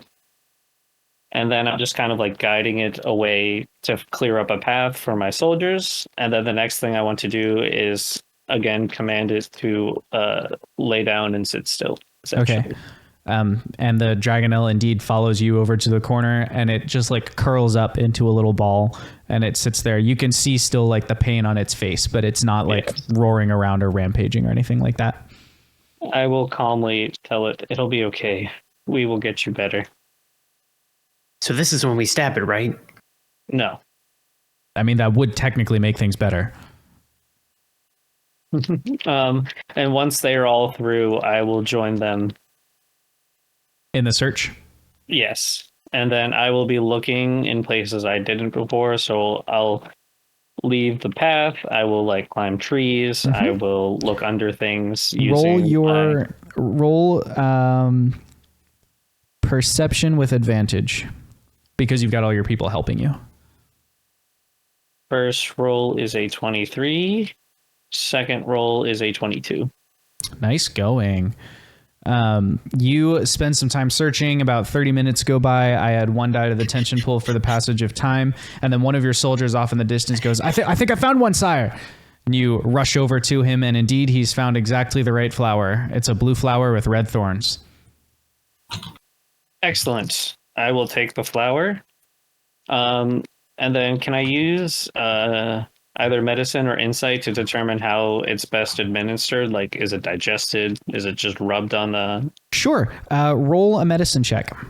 Okay. 14. 14.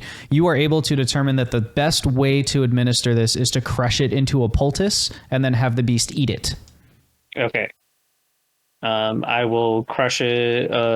Does anyone have a bowl or small container? I do, sire. And someone comes over and he's got like the Tupperware that his lunch was in with him. His helmet. Yeah, his helmet. Takes off his helmet for you. Here you are, sire. I will take the helmet. I will look for a rock and crush, like a pestle and mortar, kind of crush it up. Yep. And you crush it up, and it works. Okay. I go back and I will go back to the clearing to see how the animal is. Roll survival to find your way back to the clearing. Yes. 19. Yep. You find your way back to the clearing. Your men still keeping a healthy distance back, even though the Dragonelle is now like curled up. You come in and it looks at you and just kind of gives like a little sad roar. What do you do? Does it still like thrashing around, or is it like laying down in pain like at the end of it's laying down like you asked it to. So it hasn't been thrashing since then, but it doesn't look like it's almost dead like it was last time. I will use animal handling again to approach it calmly and make sure that it's not going to start attacking. Great idea. That is a 20, not natural. Excellent. You approach the Dragonelle and she looks up at you without making any sudden movements or anything. She's just looking at you and kind of uncertain. It's not like a trusting look. Like this is still a wild beast, but doesn't feel threatened. I will just gently stroke it. Can I use insight to determine or reason what it would eat naturally? Yeah, absolutely. 19. This kind of Dragonelle, the feathered Dragonelles, is actually an herbivore, and they like to eat the long leaves off the very top of trees. So if you were able to find any of the if you can get some long leaves and almost wrap it up like a taco or something, that's probably the best way to have the Dragonelle eat it. It'll just munch it all down. I will ask my team of soldiers, could anyone go to the top of trees and grab just a big bunch, figure out a way to grab the bunches of trees at the top? As a group, 7 of them go, I can do that, sire! And they all rush as if they're trying to outperform each other to climb up the tree and do the cool macho thing. They get to the top of the tree, grab a leaf and bring it back down for you, and they rush over and present you with 7 leaves. Each of them has 1 leaf. Excellent work, soldiers. I will. Thank you, sire. Thank you, sire. Thank you, sire. Thank you, sire. Thank you, sire. Thank you, sire. I will take the leaves. I will wrap up the crushed up flour in them, and then I will say, "Are you hungry?" And then I will hold out the leaves. The beast looks at you, still a little uncertain, and kind of sniffs.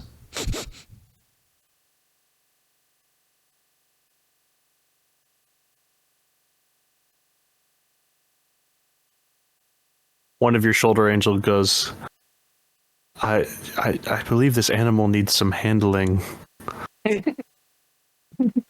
Handling by the throat. No. I will use my animal handling to try and coerce it into eating and at least opening its mouth. Mm-hmm. With a 9. It does open its mouth to eat, and you are able to get it to eat the thing that you're holding, but it does also it maybe unintentionally, but it chomps down on your hand a little bit too. You take 11 points of damage. Ouch. It's okay. I forgive you. The beast munch, and it swallows down this leaf that you've given it, and then it roars up one more time, rears onto its hind legs, and then with a thud, it falls down to the clearing, and it begins to snore. Is it better, sire? This flower will heal the poison that was afflicting it. It is now apparently asleep. I guess this flower is also a sleeping agent, insight to know what side effects of the flower are. Sure. Or what else it could be used for. Mm-hmm. 16. You are able to determine that what's happening. So the sleep is just a natural sleep because the beast has been thrashing around and in discomfort for so long. And also with your insight, you're able to determine that what's happening is actually the flower has some chemical or element in it that is dissolving a source of poison, which is why just restoration wouldn't work, because it would just be poisoned again. I see. When you cure a poison in its bloodstream, and the thing inside it would just poison it again. So it has eaten some barb or item, something created that had poison in it, and that is why this flower is working. Okay. I look to the team. You guys should be free to go. This beast is at least healed for now, so it won't be as much of a ruckus as... Thank you, sire. And they stand up and rush back into the city. The old lady materializes next to you. Hello again. It seems you found a cure for your Dragonelle friend. I have. How do you feel about the ramifications in the long term of your choices? I feel good. Then perhaps it is time for us to move to Judgment. And before you, a door materializes out of the ground. It just sort of fades into being, and this big wooden door is there. I approach the door. You approach the door. It seems like a real door now. It's been manifested into being, except that there's no walls or anything like that. Oh, okay. I will go through the door. You go through the door, and as you do, we cut back one more time to the cart where Jeb, Owlin, and Fox are talking about their recent discovery of maybe there's an enemy of their enemy or something like that's going on. Owlin, for some reason, was like, let's have a drink, and everyone had a drink. And we're now sitting here. I guess you guys are back in the cart, I assume, out of the rain, right? Yeah, we're all like, I think we basically decided to hunker down, be vigilant, and wait for as soon as it's safe to go, we'll go. Okay. And as you're being vigilant, you look over. Jeb, you're the first to notice that Xoth has started like kind of shivering and shaking where he sits and almost entered into like a mini seizure. And you see this happen. He doesn't fall over or anything. He's still holding on to the rod. He's just kind of like, jittering in place. He's been laying down this whole time, right? Or is he sitting? He's been sitting up. Okay. Cross-legged, like meditating. Gotcha. I'm going to rush over to him. I don't, Fox, do you remember Jeb doing that? What? No. Is he okay? Jeb, you hand on his forehead. I'm doing a medicine check. You put a hand on his forehead to do a medicine check, and Jeb vanishes. Ooh. Oh. That... I do not know what to do about that.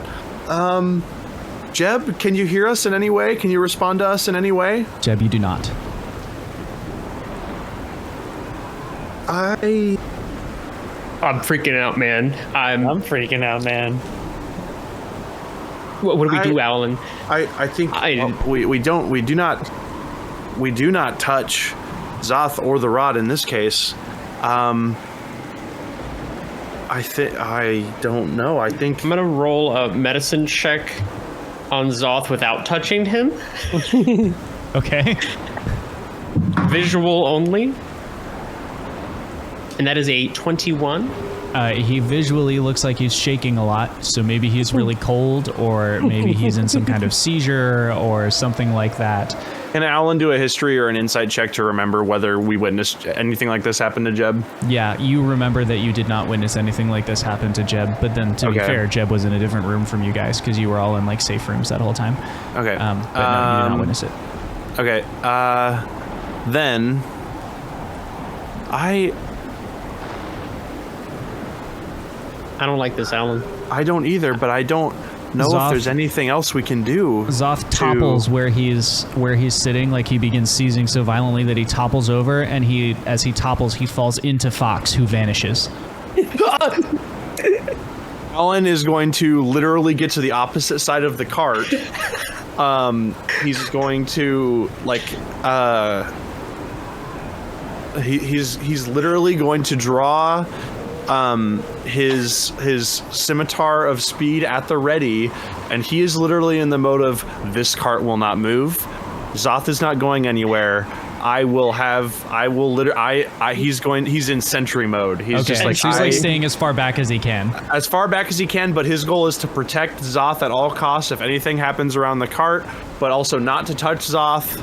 Yeah. And he's like, someone has to be on the outside of whatever the hell is happening right here. Okay. And so that's his role right now. All right. So that's what Owlin is doing. The other two of you, Jeb and Fox, you open your eyes, and around you a sort of strange mist begins forming itself into a large room with black onyx flagstones. And there are 3 chairs in the room, and the 2 of you sit down in 2 of the chairs. And on the other end of the room, as if it was waiting for you to appear, a wooden door opens and a shaft of light flows in from some kind of grassy clearing, and Xothkug walks into the room. There appeared at first glance to be like some kind of old woman next to him, but you blink and she's not there anymore. And Xoth walks into the room, and as soon as Xoth steps into the room behind him, the door slams shut with this reverberating kind of noise that echoes through the room. And you have just enough time to realize, like Xoth, you realize that this is Jeb and Fox you realize that this is Xoth, and Jeb also realizes. And then the room is plunged into deepest darkness. You can tell that you're still there because you can feel the chairs next to you, or Xoth, you can feel the floor beneath your feet. And before you plays out as if in a recording or something like that, you see all of Xothkug's journey that he's just been on plays out before you. And when it finally concludes and it ends with, the door materializes in front of him, opens, and he steps inside. And then when it ends, the old woman is standing next to Jebediah, who's on the end seat. And she turns to you and she says, "Greetings, friends of Xothkug Hibub, the supplicant." She pulls out a stone tablet with like ancient markings in some language you don't speak. And when she begins speaking to you, her lips are moving, but they don't line up with the words you hear. Like she is speaking whatever that language is, but you are hearing it in your own language. And she says, "To be wise is to be perceptive, to be observant, and to be sensible. It is to be able to notice subtle details about the world around you and to make decisions when the right choice isn't clear. Has this supplicant demonstrated wisdom?" And then she disappears, and there's the 2 of you sitting there in your chairs looking out towards Xothkug. And you can see behind Xothkug is a trap door that sort of materializes in the floor behind him, and an upright door that materializes to his right. Xoth, if you were to try them, neither of them would open. I don't know what you're going to do, but just so you know the answer to that. Did I hear that? Yeah. Okay. I'll just wait. Confident in my friends. Jeb? I presume I can intuit that I am within the rod space. Yes. Yeah. It's hey Fox, we're inside the dimension. Is this that what the you rod both trials. Yes, calm down. We need to stay on task. And I guess we're supposed to be a part of this, and I'm not too happy about that. But it is what it is, and fighting against it is fighting against a very capable, very ancient power. So maybe, yeah, maybe be a little on your toes. Yeah. Chat grants a boon. Owlin's shoulder angel hops off of Xothkug's shoulder and becomes full-size Owlin and runs over to its chair and sits down. Owlin, you understand your situation and what's happening. Whoa. Owlin, we are in this rod space. Yes. It seems as though the rod heavily desired me to be a part of this process as well. And if I am not mistaken, I believe Fox alluded to it. Jebediah, it sounds as though it is in our best interest to be honest. Correct? I'm going to jump in here as the GM and say, also, chat, you are welcome to contribute to this discussion of whether he has made, whether he's demonstrated wisdom or not.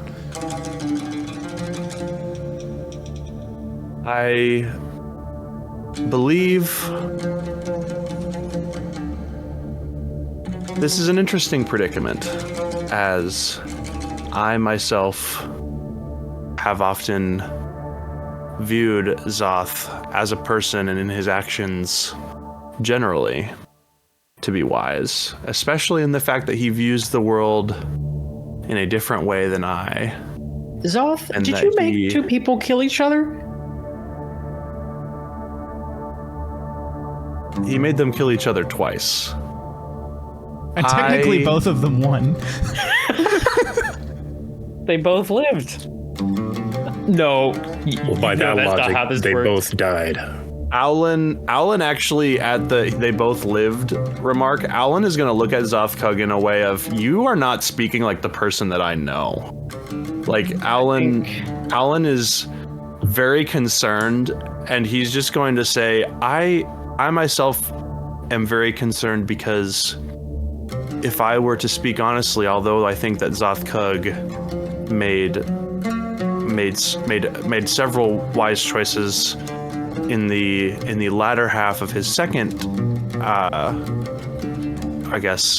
walkthrough of this journey, I personally believe overall that Xothkug's actions were not wise in this, and it pains me to say this, that I do not take pride or joy or happiness in saying that I am disappointed in some of the actions that Xothkug made that we witnessed just now. Jeb?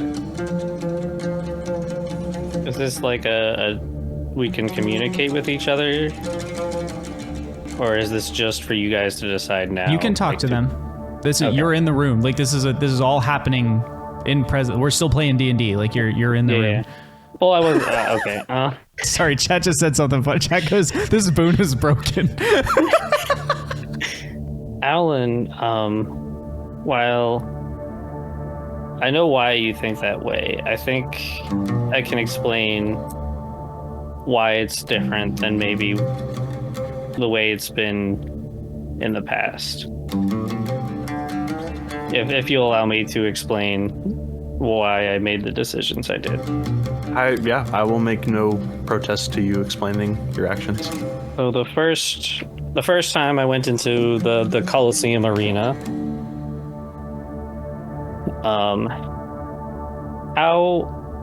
how could I make the decision to judge either one of those men without sitting down for a long amount of time, learning both of their life stories, trying to gain as much context and perception into what led them to the decisions they did? But that's the thing, Xoth. You didn't ask about the meat of it. You only Because heard a time- sentence. Time is so valuable right now to us. I don't think we could have afforded for me to sit down and learn about these guys' entire life stories. And so I did not want to make such a rash judgment going on very little information. And I did what I thought was the most fair and most amenable in the situation, which was give them each a fair fighting chance, because that arena was not going to accept both people living. A fighting chance, or is a apt word for it. However, it still is inaccurate in that the one of them was clearly more apt to kill the other, while the second time there was I believe an aspect of luck involved. Just telling them to kill each other doesn't factor in their backgrounds, as you just mentioned, of one could be more skilled in fighting, one could be more bloodthirsty in that moment, one just simply wants to live more. And I don't believe that that's basis for who deserves to live or to die. One of them could have committed the worst crime and still wanted to live more. If you truly believed in giving them each a fair chance, why not simply flip a coin? And it is a true 50-50 chance whether one of them lives or another dies. Or perhaps in this situation, you are a king. You are the judgment as to what values your kingdom prescribes to. And in that case, you can make a judgment as to whether your kingdom is forgiving and graceful to the man who steals in order to save his son, or whether your kingdom is forgiving and graceful to the man who murders for the sake of what he views to be the greater good. I found both could have been pardoned given the right circumstances and a justifiable explanation. I just wanted to be able to get through this in a quick fashion that felt reasonable for the situation, because again, we are on a time crunch, and we cannot afford for me to just be in here for years letting them talk it out and letting me come to a correct decision. Soft, and can't afford you to die. And this arena was not going to be amiable to both of them living. So I used the situation. I observed that these people wanted to see some blood. I've decided that fighting would be the best way for them to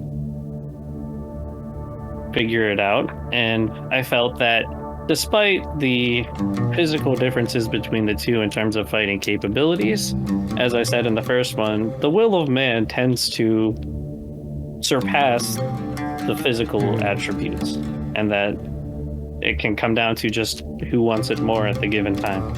You know, I think I'm with Alan when I say at the end of the day, though, you're just tossing a coin, and there's no wisdom in tossing a coin.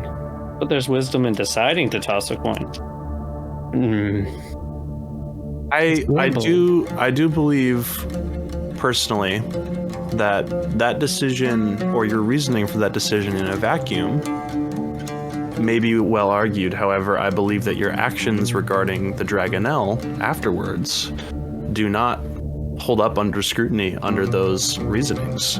You spent hours in the forest following the same path, not worrying about time or making haste as you claim to have worried about in the arena. And after that, you dilly-dallied back and forth between the forest and talking to other people, and then even went and signed other papers without addressing the current factor at hand, and in doing so left the dragon to die. And while after he had already suffered for hours upon hours, then decided to end his life.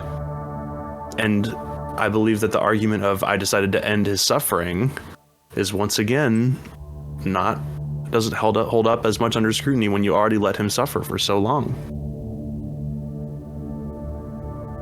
Goth.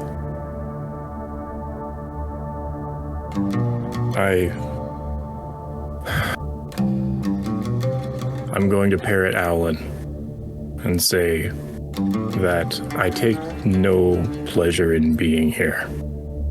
And knowing full well the power of these rods and the requirement of being as truthful as possible, know that I take no pleasure in this, but I feel like you are kind and compassionate and wise. You're the best of us, and something felt off about you tonight. I have one question for you. Do you feel like you made mistakes? I do. In your judgment tonight? I absolutely do. Old lady? Yes? I would like to give my judgment. What is your judgment? I feel like Xothkug is the wisest man that I know. And while his judgment ebbs and flows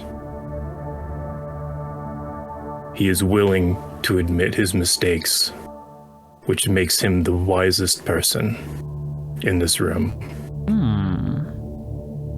She turns to Xothkug, slower than perhaps a snap turn would be. She holds out a shaking hand and says, "To which mistakes have you admitted? For a creature who says I have made mistakes but cannot expound upon them is merely saving face." My mistakes.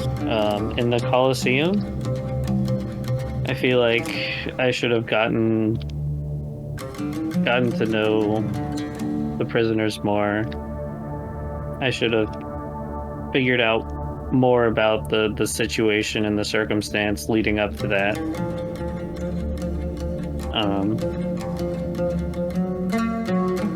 I think in the end, I probably should have made the judgment myself instead of letting them fight. But I found a solution the first time, and the second time, I just wanted to get on to solve the next problem, so I just followed what I knew worked the second time. And then with the Dragonelle, the first time, I didn't think enough about. I didn't search enough for the flower. I didn't put my heart into it, and then I delegated the work onto someone else and did something else myself, and I don't think that was right.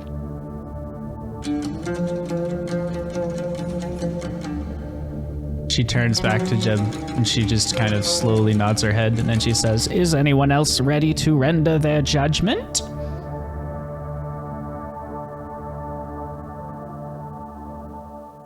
Alan, Can I say something else yeah. to the old lady? Speak, supplicant. I am certainly not a perfect man. I know Jeb says I'm the best of us, but I operate much better with my friends, and I operate much more wholly with the support of those that I love and those that love me around me to support. Not having them is definitely thrown me off of my usual demeanor and decision-making process since I've been with them for so long. She slowly nods her head and then turns again back to Owlin and Fox.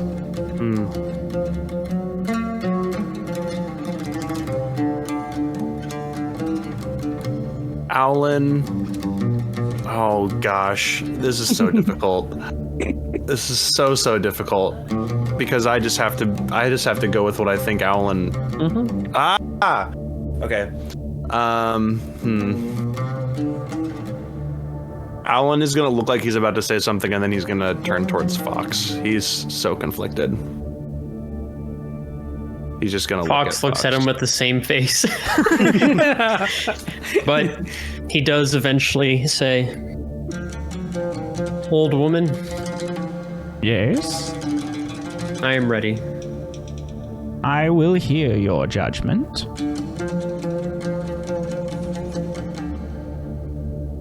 I think while your logic may have been flawed, I know you have the capacity to make these wise choices. And perhaps had you not thought about cutting corners, you would have made wiser choices. And I agree with Jeb. It takes a strong and wise person to admit their own mistakes with no denial.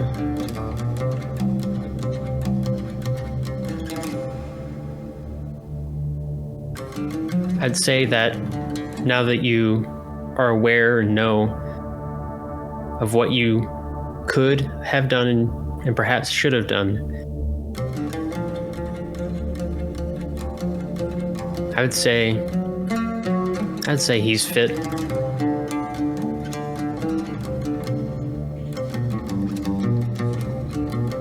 To clarify, you deem him worthy. I think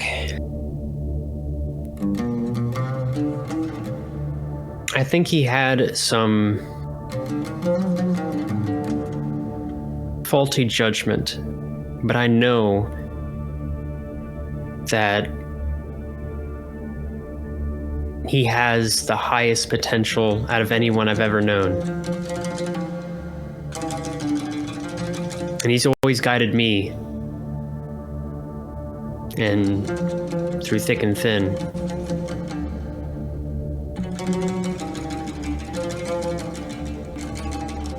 That's all I can say on that. So,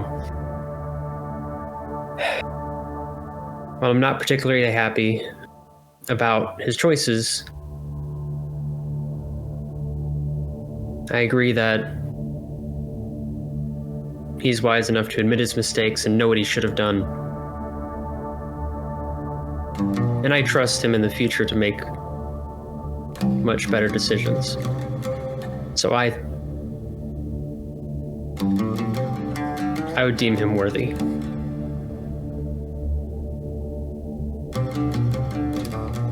She turns to Alan Woodrier. And what are you?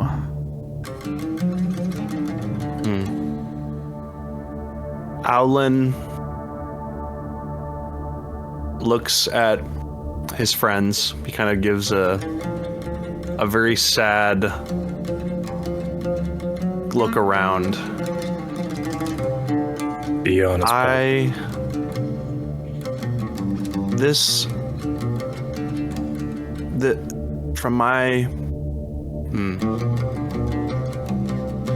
is not a test of potential or what we know about Xoth from his actions outside of this test. I also know Xoth to be an incredible person that I have also looked to for guidance in the past. However, his actions and even repeated actions during this test, to me, have cast doubt on his current state of wisdom and perhaps future state of wisdom. And although I am glad to hear him admit faults, unless, and then Alan will look to the old lady, unless there is another chance for him to prove learned actions from these mistakes, I believe that to me he has proven in his repeated actions between the first and second test towards the prisoners specifically that I do not deem him worthy of this wisdom. Roll an insight check, Xothkug.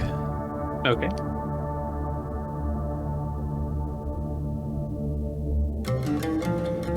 And Alan looks at Xothkug just like with immense sadness in his eyes. 19. He did not want to say any of that. 19. She shrugged when Alan asked if there was another chance for you to demonstrate your worth. But it also looked like she kind of stiffened and like intentionally didn't say anything. Like she bit something back. She now stands in front of you, raises her tablet.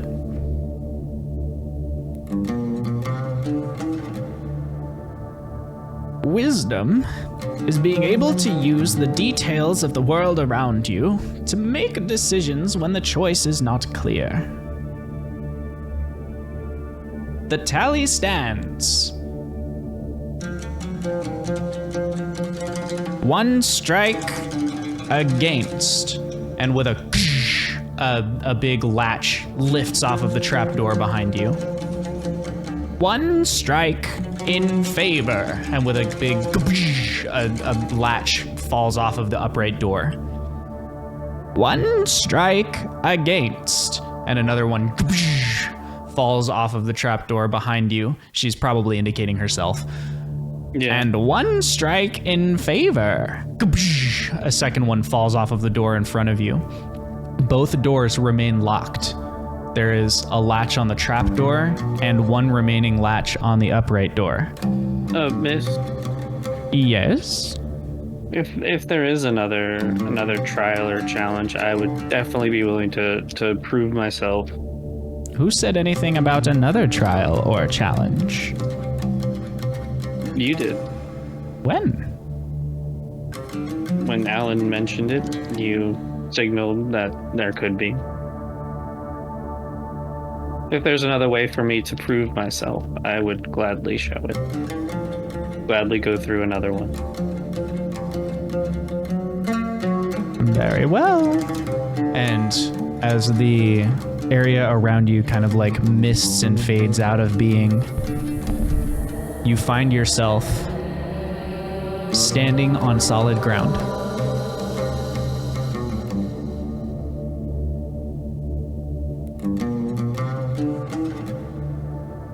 Just standing on solid ground. Look around and perceive with a 10 if there's anything else. You see the ground that you stand on is worked stone. Before you, there are 3 tunnels. They appear identical at first examination.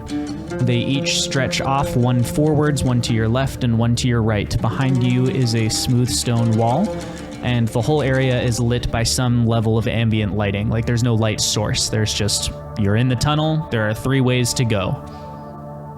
Okay, I'm gonna look at the wall behind me first to see if there's any, like, is it completely smooth? Are there markings? What kind of stone is it? There are strange glyphs on the wall that you do not recognize. The stone is otherwise completely smooth, but it has those glyphs carved into it. They're, again, in a language you don't know. They don't appear to be magical at first glance. Have I seen the glyphs before? Like I guess insight? Sure. Insight? 27. 27, you have seen them before. They're inscribed along the rod.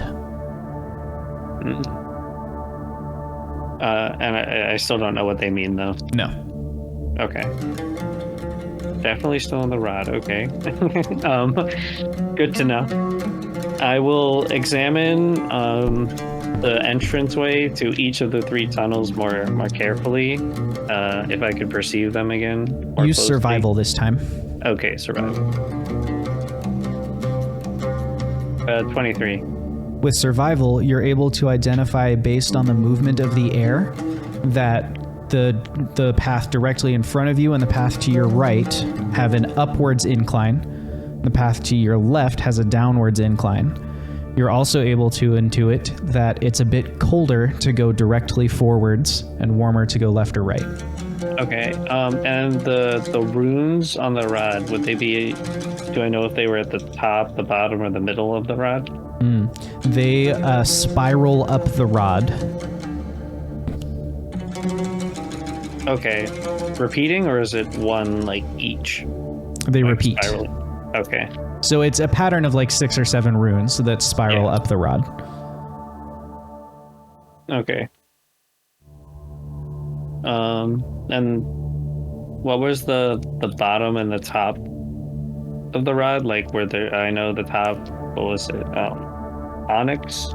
Made of onyx? The whole rod is made of onyx. The top is a dragon's head. The bottom of it is, it's not like sharp, but it's sort of a spike, like it tapers, because that's where you would attach it to the next piece of the rod. Okay. So is this the top of all 7 parts, or does the dragon head, would that fit into something? The dragon head is opening its mouth, like roaring upwards. Oh, okay. So the next one would go into the center of the dragon's mouth. Well, shoulder angels, we have 2 going up, 1 going down, cold air in the middle, warm on the left and the right. And we have the runes behind me that match the runes from the rod. Gotta figure out if up, down, warm, and cold. Those are the 2, up or down, and then warm or cold is the right direction.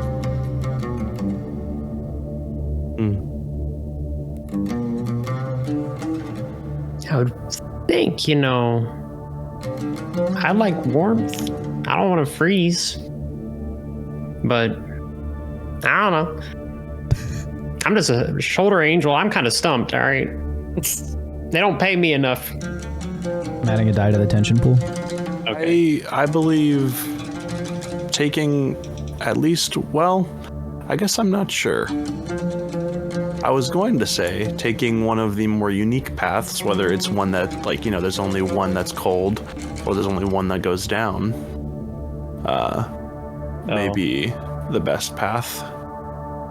Two of my thoughts is, if you go toward the dragon's head, it'll get warmer because dragon and fire. If you want to go away from the dragon's head, you'd take one of the colder routes. And then going up is towards the dragon head, and going down is away from the dragon. But one of the down passages is warm. I thought it was down cold, up warm, up cold. Down left cold. No. Yeah, that's right. Down left cold, forward up warm, right up warm. Then I misunderstood. Oh. Then I would go down left, personally. Go away from the dragon head? I don't see why not. Perhaps, I am simply more drawn to whatever the path is, the more unique one is more likely to be the correct one. Similar to taking a test or an exam, if that makes sense. What is the right answer? Probably, if you're not sure, what is the unique answer? Chad has increased the tension pool another time. That puts it at 6, and I'm Are there any clearing. markings at each entrance, like on the floor or around? Roll perception again while I roll the tension pool. Okay.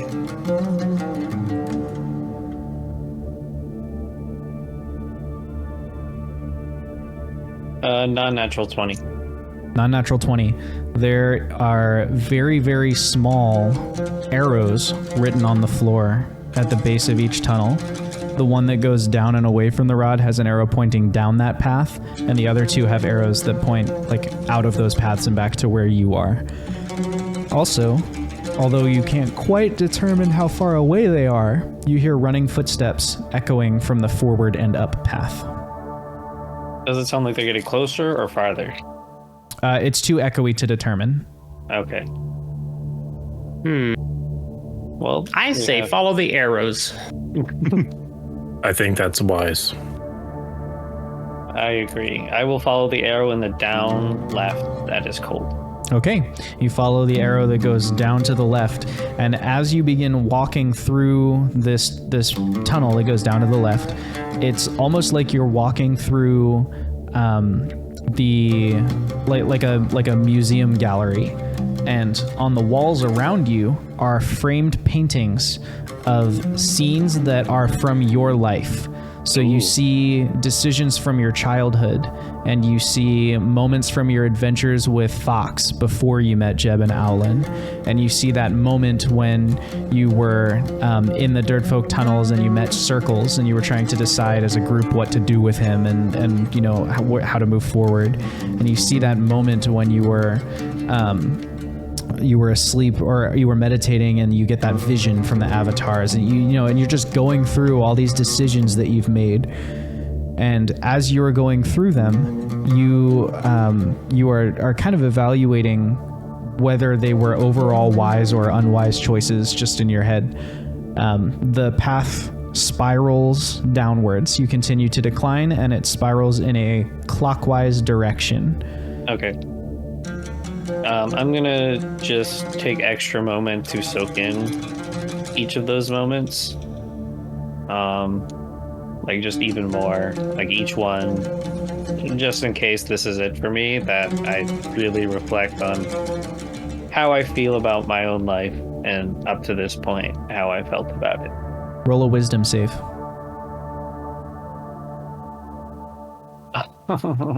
That's a natural one.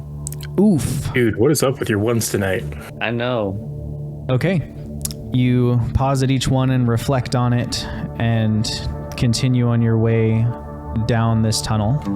You still hear the sound of running footsteps somewhere off in the distance. They do seem to have followed you into this tunnel, but you have really no perception of how close or far away they are. I will. Well, I mean, it's like going down. It's still just decisions and stuff. Yeah, you're still just seeing these paintings and decisions and things. I will look at each one with equal weight and time, not minding the footsteps and making sure that I do reflect. The footsteps don't change my actions in soaking in my past decision. Okay.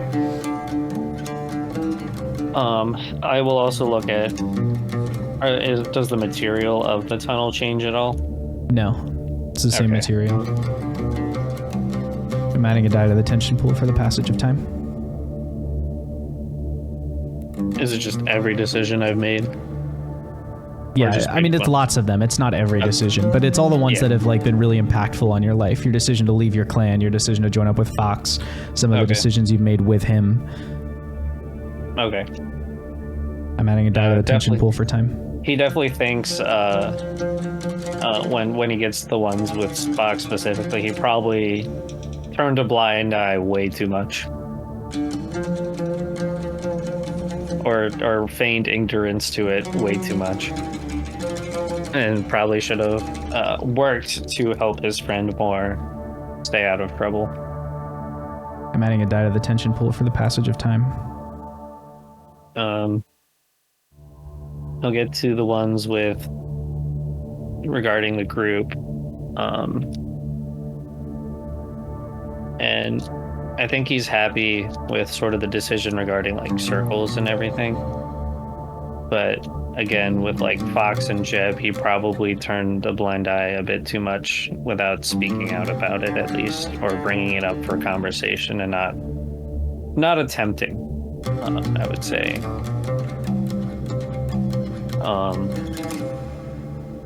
But he's been relatively happy with the interactions regarding other people throughout his life and actively trying not to kill anyone and trying to save as many people as he can. He has been happy with.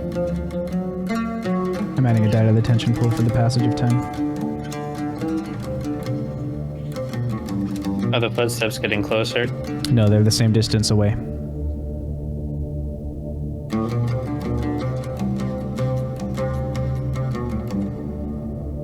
And as he gets farther and farther in, there is the decision to essentially fight, maybe even against his own will. While he doesn't regret it, because he has to acknowledge that it's just inevitable, and in order to complete his goal and see it through, he has to. He again recognizes that was correct, and that he will need to, whether he wants to or not. And that's just the reality of life and situations, is you don't always get to do the things you want to do simply because. But knows that every violent action he does take has to matter and has to mean something and has to be important for him to do it, and to not just do it to do it, which is what he regrets about going through the trial, is not carefully evaluating and just trying to get it over with. I'm adding a die to the tension pool for the passage of time.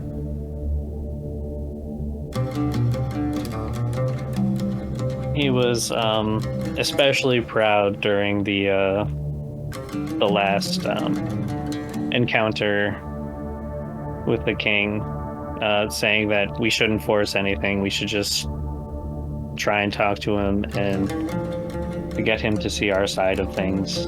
And he was really happy that actually played out and it actually went as well as it did. He's proud of Fox and Jeb for that. And Alan too, but Fox and Jeb especially.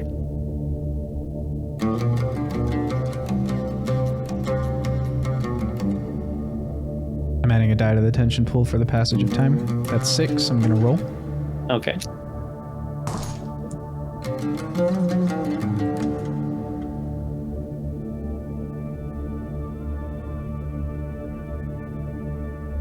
One thing he does reflect more on is he didn't write home enough. Manning a die to the tension pool for the passage of time. Update his family on his adventuring and his plans and everything.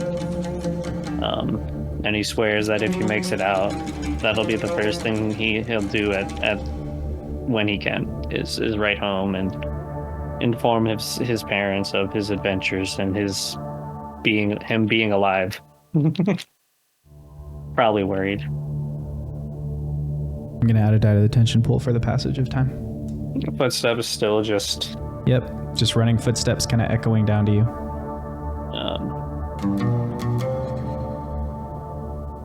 He's gonna stop where he is and just see what happens with the footsteps, to see who it is. Maybe even walk back to see if it's what it is. Okay. At this point. You turn and start walking back. I'm going to add a die to the tension pool for the passage of time as you walk back the way you came. You eventually start to hear the footsteps getting louder and louder until it sounds like they should be in view. Like you can hear, it's a distinct step versus the echo through the tunnel, but you still don't see anything. Okay. So it's just an echo. Can I just see perception? Is there dust coming off the ground to match it? Go ahead, roll perception. Sound. 11. Okay, so you see in the portraits running through them a tiny figure, and as you lean in closer, as it draws even with you, it looks like it's Makar. Running through the portraits, he doesn't have the rod, he doesn't look like he did when you met him, he looks kind of like how Alan described him.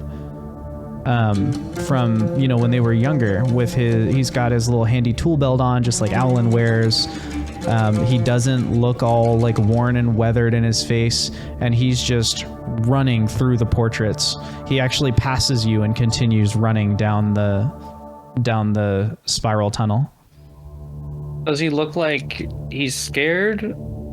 Like, is he running from something?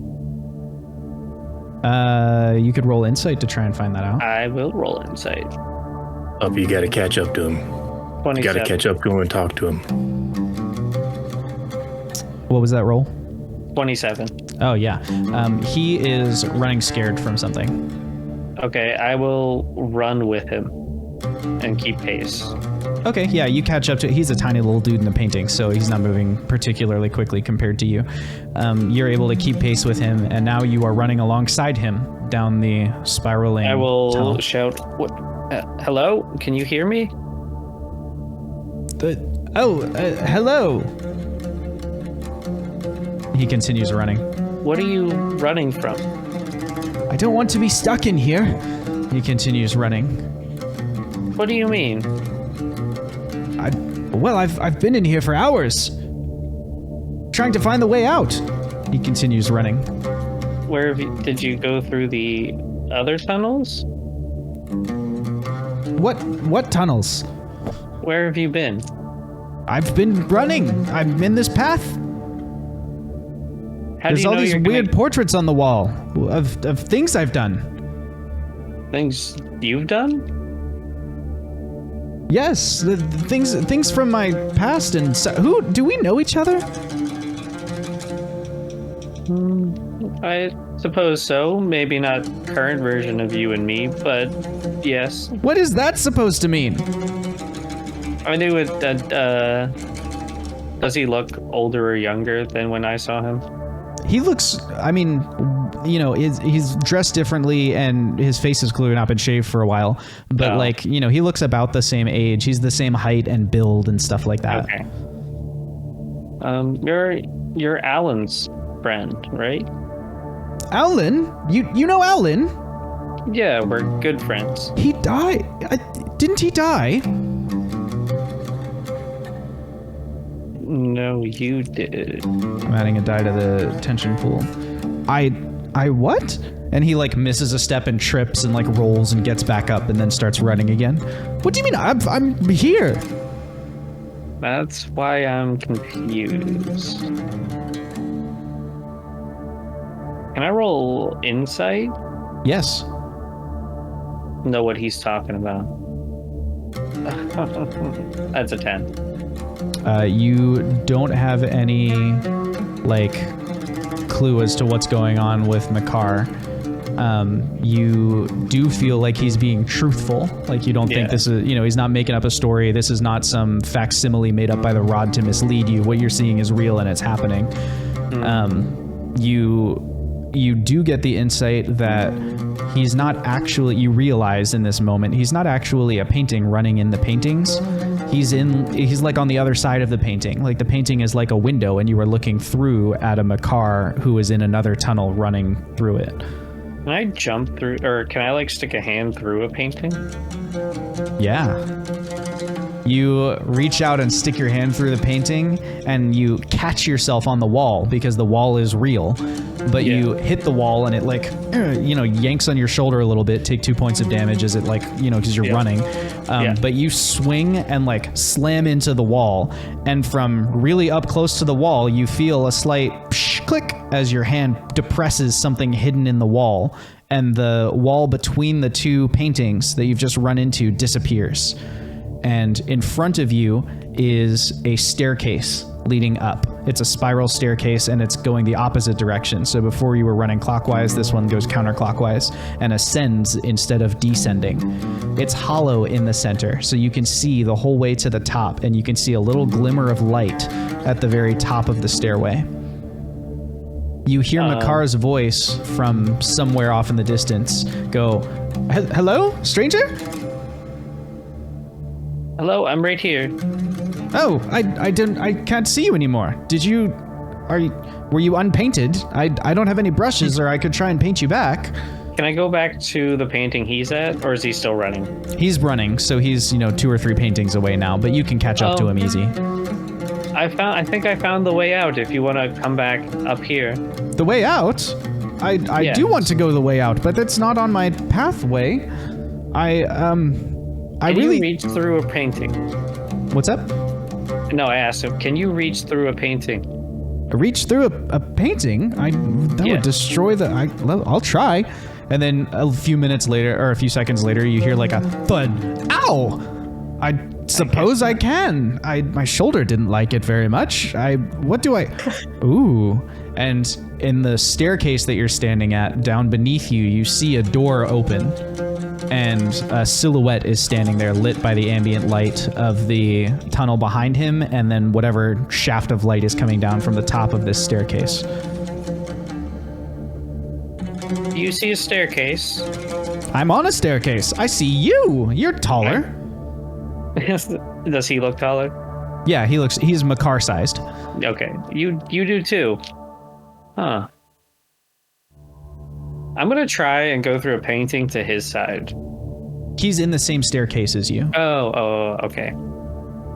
I'm adding a die to the tension pool. Well, do you think we should go up? I don't know. I feel like you've got the best sense of direction here. I was going down. The arrow told me to go down.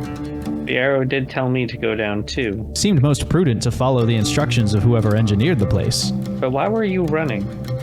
Well, I've been here for a while. I didn't want to be stuck here. How long have you been here? Figured, the tunnel can't be that much longer. Oh gosh, nearly 2 days. You said there's a staircase going down and up? Yeah, I mean, it's one staircase. Like, it's a spiral staircase, but you can go up or down. Okay, and up was just revealed, and down is what we were going on. You were not on this staircase. Okay. So you were on a tunnel that was winding in circles. Okay. Inside that tunnel, like the inner wall of that tunnel, is where you are now. So now you're in a vertical shaft that goes up, and it has its own staircase. Okay. And you said there's a light at the top? Yes, there's a light at the top. Can I see, is there a light down? No, there's no light at the bottom. Okay. I, once again, consults my shoulder rangers. Well, we've discovered new information. Chat has added the 6th tension die. We roll again. Do we continue down like the arrow said and Makar is doing, or do we follow the lights up? I believe it's fairly, to me, I would think that the downward spiral is potentially endless, as Makar has been obviously lost in this test for what he thinks to be hours and what we know to be years. So I think it's fairly prudent to follow this staircase upward. Also, he was talking about the arrows at that three-way. Yeah. He said he followed those down like you did. Yeah. I don't think he's talking about arrows on this staircase. No, we should head towards the light. Alrighty. Well, I agree. Makar, let's do this together. Let's go up. As you say that, the light above you winks out. A few moments pass, and then you realize the light is still there. Something has blocked it and is now rolling down the staircase towards you. Oh dear. You have 30 seconds. I'm putting a timer on screen. Are there paintings? There's the door you came in through. I could jump out of that and hope that it just continues rolling down, and then when it passes, continue up. 15 seconds. I think I will do that. I will jump through the door I came through and wait for the object to pass. I will try and bring Makar with me if he will listen. Okay, you jump through the door and you try and like yank him through with you, and a little bit confused, he does come with you and you pull him into the hallway with you. The whatever it is, boulder, rock, obstacle rolls past, doosh, doosh, doosh, doosh, bouncing down the stairs, and then again there is light coming down. I will go back to the door and start heading up. Okay. Makar. You and Makar begin going up the stairs. Makar next to you, a little bit out of breath, is like, "This was much easier going downwards than going upwards. I have to say, for someone who's only been in here for 2 days, I seem to have lost a lot of my stair climbing prowess." And the two of you continue climbing. I will keep a mindful eye at the light to make sure nothing else falls down, and if it does, be ready. Yep. I am adding a die to the tension pool for the passage of time. Does the stairway look different than the tunnel? Like material-wise? Yeah, the stairway is wooden. Okay. And the center is hollow, so like you could technically fall off to your left and like fall down the whole length of it. Well, I will make sure we're both careful not to. It's wide enough that you're not like precarious. I'm just saying, there's no wall on the side. Okay. You continue climbing. I add a die to the tension pool for the passage of time. Okay. Is there anything else? Or I would like to perceive anything, markings, things as I'm going up that would indicate anything really at all. Mm-hmm. Like more glyphs or something. With a perception of another 10. Another 10. You roll your 10, and you don't see any new glyphs or anything like that, but you do realize that the staircase is starting to get a little bit narrower as you're going up, and the dragon does look like it's getting closer. It's just taking ages to get there. I'm adding a die to the tension pool for the passage of time. Maybe you should try asking Makar, like, what he did. Like, talk if he's already been through this trial. Maybe there's something you can learn from him. That's a good idea. So, what happened when you went through this? What did you see going through this rod? Why do you keep saying went? I'm doing it right now. But yes, I am in the rod, and when I first arrived, I was in a large sort of venue or audience chamber, and there was I had to make a judgment decision between a thief and a and a murderer and figure out who was to be executed. And I mean, naturally, I was able to intuit, which of them would be the right one. And I, of course, made the right decision and determined who should be executed very swiftly and moved from there to the next challenge. And then I was presented with a beast that was poisoned, and there was only this particular antidote for it. And, the men of the kingdom were too scared to go and search for it. And I searched for it for a little while, but determined that, perhaps it would be too dangerous to leave the beast unattended while I went and searched. And so I chose to give it the mercy killing and put it out of its misery. And then I sort of woke up here. And I've been navigating this tunnel ever since. Did you start? So you just followed the arrow from the start? Oh yes, much the best way to approach anything is follow the previous engineer's instructions. I suppose that has some merit to it. I don't know if it's the right merit, but... Did you pay attention to the paintings when you were coming down? They were all just scenes from my life. Mostly of decisions I had to make. Do they make you feel any different about them? No, I don't think I really felt any different about my decision making. It was wild to see all of the things that Owlin and I did when we were young, though. He was my best friend. How did you know him? We bet adventuring.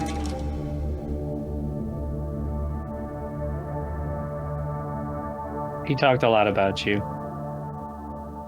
Good things, I hope. Yeah, until the end. Which is confusing to me. What do you mean until the end? I guess the rod took a part of you. I don't know. The rod took a part of... What are you... I'm still in the rod. I'm here. I've only just started this thing 2 days ago. And what was happening around you when you went into it? Around me? I don't know. Like, what was the last thing you did room. before the rod? I found it. So you found it and then immediately went in here. Well, yes, I have, I had a use for it. And that use was? I needed to, I needed to understand the mechanics of how one travels to the outer planes so that I could build a bridge and bring them back from it, because I was betrayed by a dark, evil organization. A whole insight? Yeah. I'm fairly certain he's lying, but yeah, that's a better roll. 27. That last thing he said is actually true. Like, his goal was to find a way to bring his wife back when she died in the darkening. However, this Makar seems to know only that which you already know about him. And you are getting the impression that maybe this Makar is not a trustworthy guide. In fact, you perhaps are starting to realize that maybe he's the test.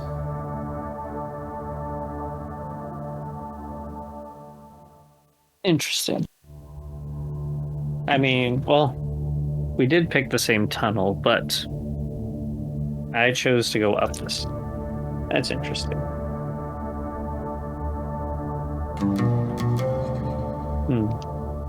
I'm adding a die to the tension pool for the passage of time. You are now approaching the top of the spiral staircase, and in front of you there is a door, and the door is only wide enough for one person to go through, and you know somehow that once one person goes through it, it will lock. I guess I'll perceive the door to see markings. What's it made out of? Just okay. The general vibes fit. You're gonna do a vibe check on the door? Absolutely. I love it. 25. The door is like a fairly standard door. I mean, it's made of wood, like this wooden staircase is, whatever. It does have the glyph that is at the very top of the rod on the nape of the dragon's neck, is carved into this door. And Next to you, Makar has also realized that you're examining the door, and he goes, "No!" And then he sprints and tries to get ahead of you. Can I grab him? Sure. Make a strength check. Make a strength save to, like, you know, reach out and pull him behind you, basically. 10. 10. You succeed, amazingly, because he rolled pretty poorly. So did I. Yeah, you're on a narrow staircase, the two of you, so it's tough to, like, wend your way around each other. So you pull him back, and you're now, like, next to him, neck and neck. What? What's the rush? I need to leave. I'm in the middle of attuning. You are a challenge sent to me by this rod. How do you know that this is the proper way out? The engineer's instructions, obviously. They didn't instruct you to go up. There's this glyph right on the top of the rod. And why does that mean the way out? I'm gonna give him a strength check opposed by your strength check to try and escape you. He got an 11, so strength check versus that. I got a natural 1. Ooh. He shrugs you off and runs up the stairs ahead of you. Could I cast a spell? Sure. Command to stop. His save is DC. Never mind, he rolled a natural 1. Okay. A lot of ones today. He stops right where he is, his hand literally on the doorknob of the door at the top of the steps. So you've been running in here for 2 days. Why rush? Why not talk it out? Because I've been running in here for 2 days. And so what's another 5 minutes? You're very pleasant and all, but I am convinced that you are a trial I need to surpass, and I believe your influence is untrustworthy. Release so then me.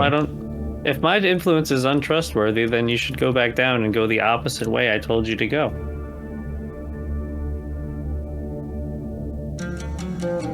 Because I said, let's go up. He doesn't say anything. He flickers. His image shimmers. Suddenly, instead of Makar, you're looking at some dark, faceless, shapeless being. It's sort of humanoidish, but sort of not, and then it fades back into Makar again.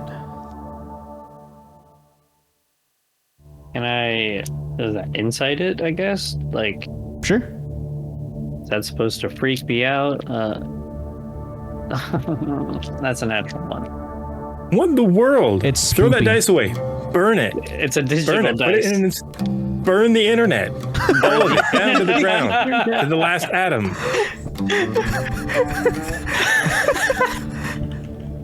That's a demon possessed random number generator. Demon possessed random nut. What a phrase. Sorry, Josh, continue. I was busy adding burn the internet to the last atom to our quote bot. It's 1 plus 8 if that means anything for a total of 9. You just know it's spoopy. You saw it, but you can't figure out what it might mean.